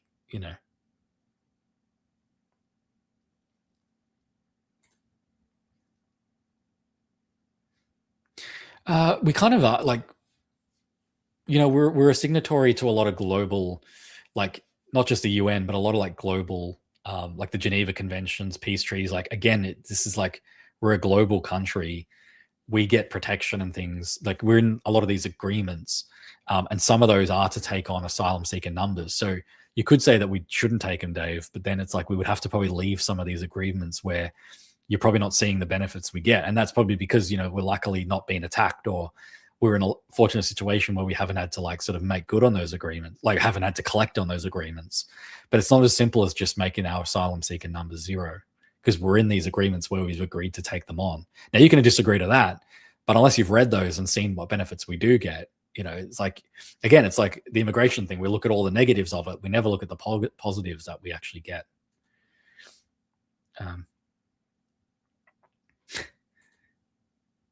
Dave raging against the deep state. All right, I'm gonna go soon. I'm trying to.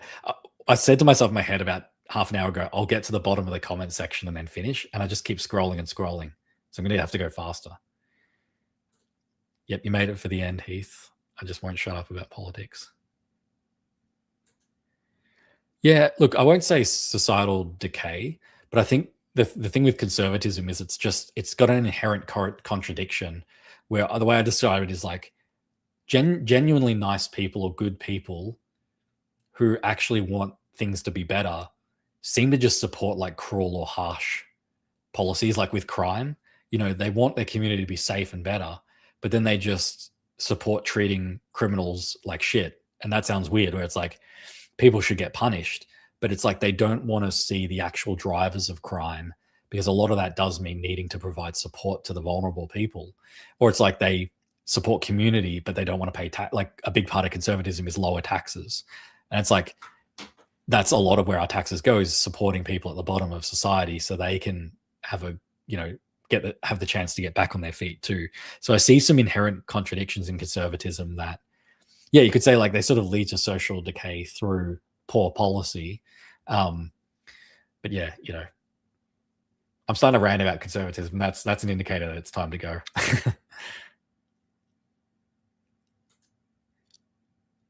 Anti-regime, yeah.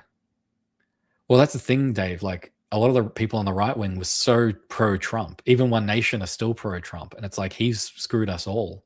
And anyone on the left could have told you that. I'm not saying you supported Trump, but that's what I'm saying. It's very frustrating that hearing right wingers say that. It's like, well, right winger in chief is fucking the whole world up. Okay, we're on taxes. I'm not addressing any tax. Land value tax.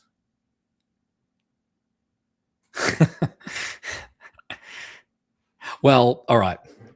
How about this? If my policy to get the Nathans into Tasmania, like if Tasmania is going to put a tariff on Nathans, then my favorite tax is the Nathan tax. Okay.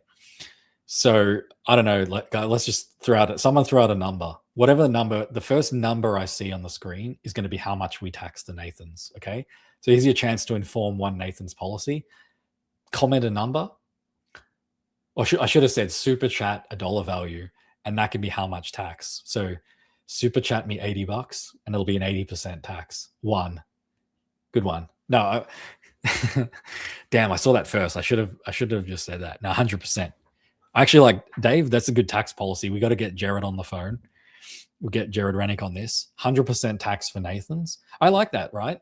That's a strong policy. For every dollar that Nathans earn, they have to pay $1 in tax. 100% income tax on the Nathans. Because that's financially unsustainable. And then they will be forced to leave. So I like it. He was trying to get in the door before. My cat Maddox infiltrated the last video. We fostered him and his brother Miles through COVID. They were found like in a ditch, like in the middle of winter. Actually, in August. Actually, their birthday's coming up. It's the 25th of August is their birthday. Two brothers with their two sisters, but we only adopted the brothers. And he is the smartest. Like I've owned cats throughout my life. He's like genius level. When we got him, he was able to sit and shake on command, which cats are not supposed to learn tricks. He's kind of forgot those because we stopped like reinforcing it when he was a kitten, because we got him when they were like not even a year old, like 6 months old. So he sort of forgot that, but he knows how to open doors. He can jump up on a handle and pull the handle and open it like a velociraptor, which is really really weird. Cats are not supposed to be able to learn skills like that. So he literally, in the video, you can see it. He opened my door and came into the room because I was home alone doing my video, and he just jumps into the house. So the Riders Maddox, yeah. If they had their own Instagram. I made an Instagram for them, but yeah, I started. I sort of stopped that. I don't want to be that cat. I am a cat. I'm a cat lady. I'm a childless cat lady. As JD Vance says, in spirit. I have a child. I'm not a lady, but I'm a cat lady in spirit. Death tax. Look, I don't want to think about Nathan's dying. But yeah, I mean, let's think about it like this: hater immunity. If their income tax is at 100%, they're not going to really own many assets. I'm new to this. Yeah, I got to say, I think put a 1 in the chat if you're anti-Nathan. Yep, sure. Okay, we got a super chat. Over 10, but less than 20. Less than 20? No, that's no way to disincentivize the Nathans being Australia. Yep, I'm learning to be a businessman. I mean, I am a businessman outside of this, but I try to keep this separate. Your taxes, yes, Nathan. I mean, look, hey, I'm all for paying taxes, but I am taxed quite enough. I thought about I was going to do a video of going through my own tax return, not like all of the details, but like, where, you get, when you do your tax return and it shows you how much you paid in tax and then where that money actually goes in the government. I thought about doing a video on that, but I'm probably going to do it with my friend Jake. It's like one of my very first videos. One of my best friends, Jake, he's a non-voter, and he wasn't the reason I started the channel, but he was like, I told him like, you're the first person I have to have on, so I can kind of talk politics at you, because he doesn't vote. He actively doesn't vote. Like, he takes the fine. And what I was going to do is sit down with him and his tax, how much he paid in tax, and then we'll go through the government's priorities and what they spend and have a chat about government. But yeah, he needs to come back on the show. Actually, he hasn't been on for a while. It's been like, I think we did our last video in December, just before November or December, just before everything took off. So should have him back on and talk about tax. One Nathan tax. Well, it's like, so it's like a Nathan tax, but I'm exempt. You know, one Nathan. 10D chess, I'm guessing.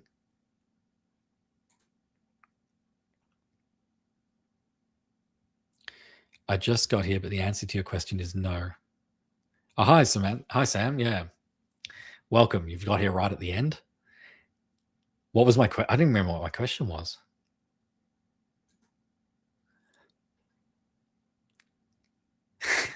Yeah, I do have to wrap it up, everyone. Yeah, this is just, look, Dave, you would understand this, Dave. You're a fellow parent.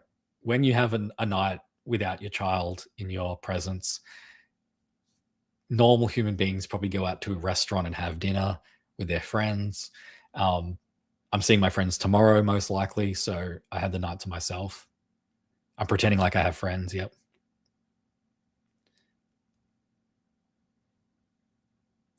All right, last two. Vote one Nathan for a truly centrist. Look, I like that, but one Nathan transcends all political labels. It's the only way to unite. It's, in my view, it's the only way to unite Australia, because again, still yet to meet a person, and no one in this stream has said it, that truly thinks, like, they think about the Nathans in their life and they would truly be upset if those Nathans got deported.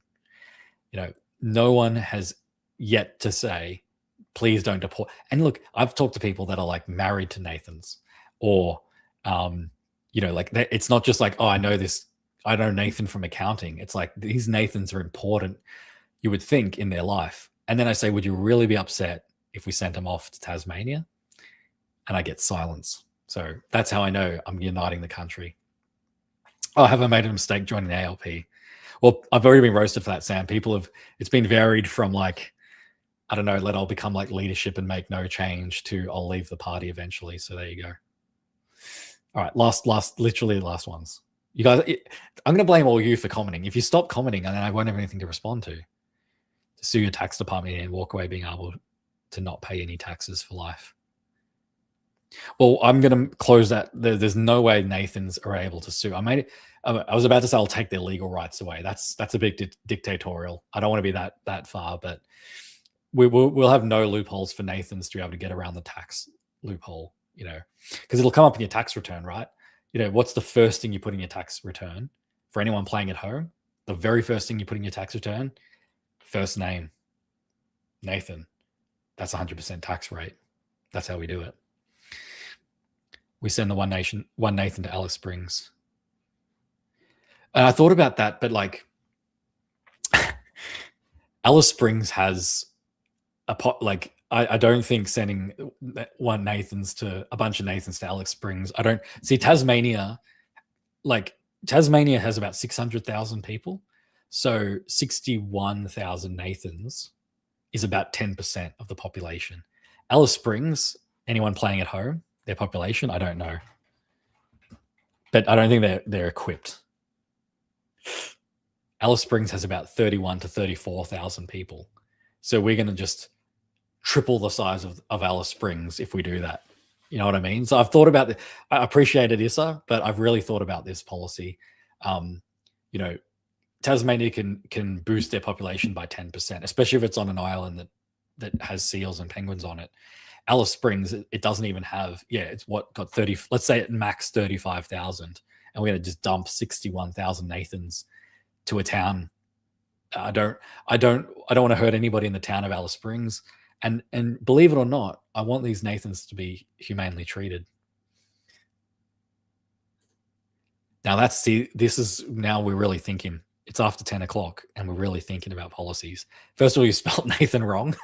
So you need to spell Nathan right with an A. So actually, no, you know what? I'll answer your question literally the way you've worded it. If you name your pet Nathan with an E, it doesn't need to be deported because that's not Nathan. But again, you can't use that as a loophole. So parents, any parents who have a child, like who are pregnant, future parents, you can't name your baby Nathan with an E because then it will be deported because that's confusing. If I can't make my party one Nathan an actual party because it could confuse voters with one nation, then you can't name your baby Nathan with an E because that will confuse Australians thinking that you're a Nathan when we're a one Nathan country. Better than ship them here to Taz. I'm sorry, hater immunity. I don't know where in Taz you are, but I don't think you're on Macquarie Island. Look up Macquarie Island. I don't know if you were here when I started the stream talking about that. Macquarie Island is off the mainland of Tasmania. It's between Tasmania and Antarctica. You'll be fine.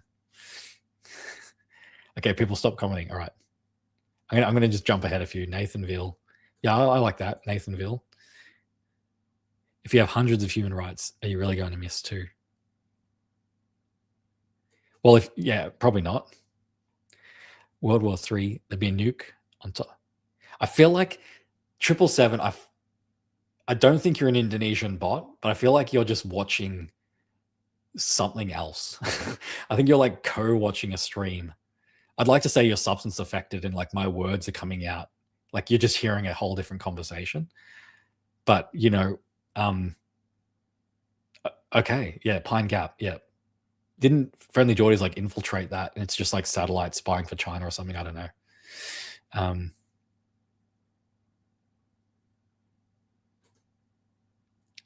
It's meant to be nation. No, it's meant to be Nathan. Oh my, people can't. Middle names. Look, middle name is fine. Again, I think someone's already said this. I said I've never met someone whose middle name is Nathan.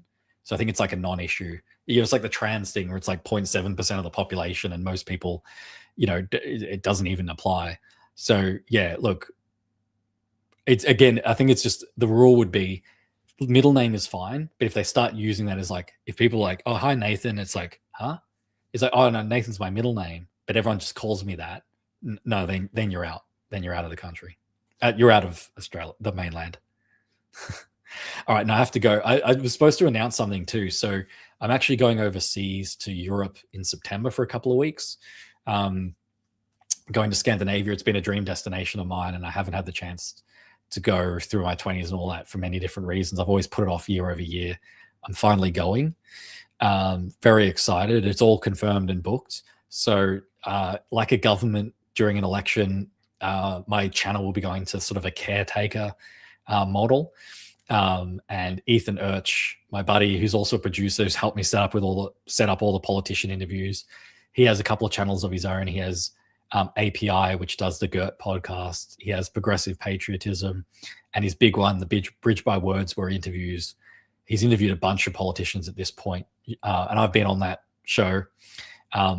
We also have an episode coming out tomorrow of our little sort of side podcast that we do at Parliament House in Victoria. So what he'll be doing is so my weekly videos aren't going to stop. He'll provide 2 weekly videos on those 2 weeks that I won't be there.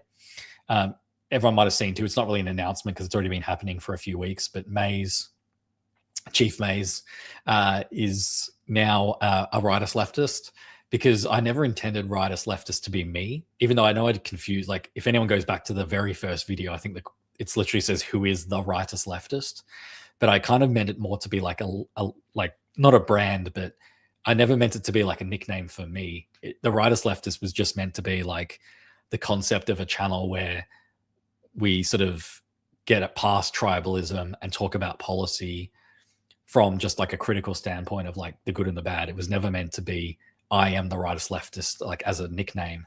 So this channel is expanding a little bit with Maze doing the Friday videos, and I'll sort of come onto that every so often to join in.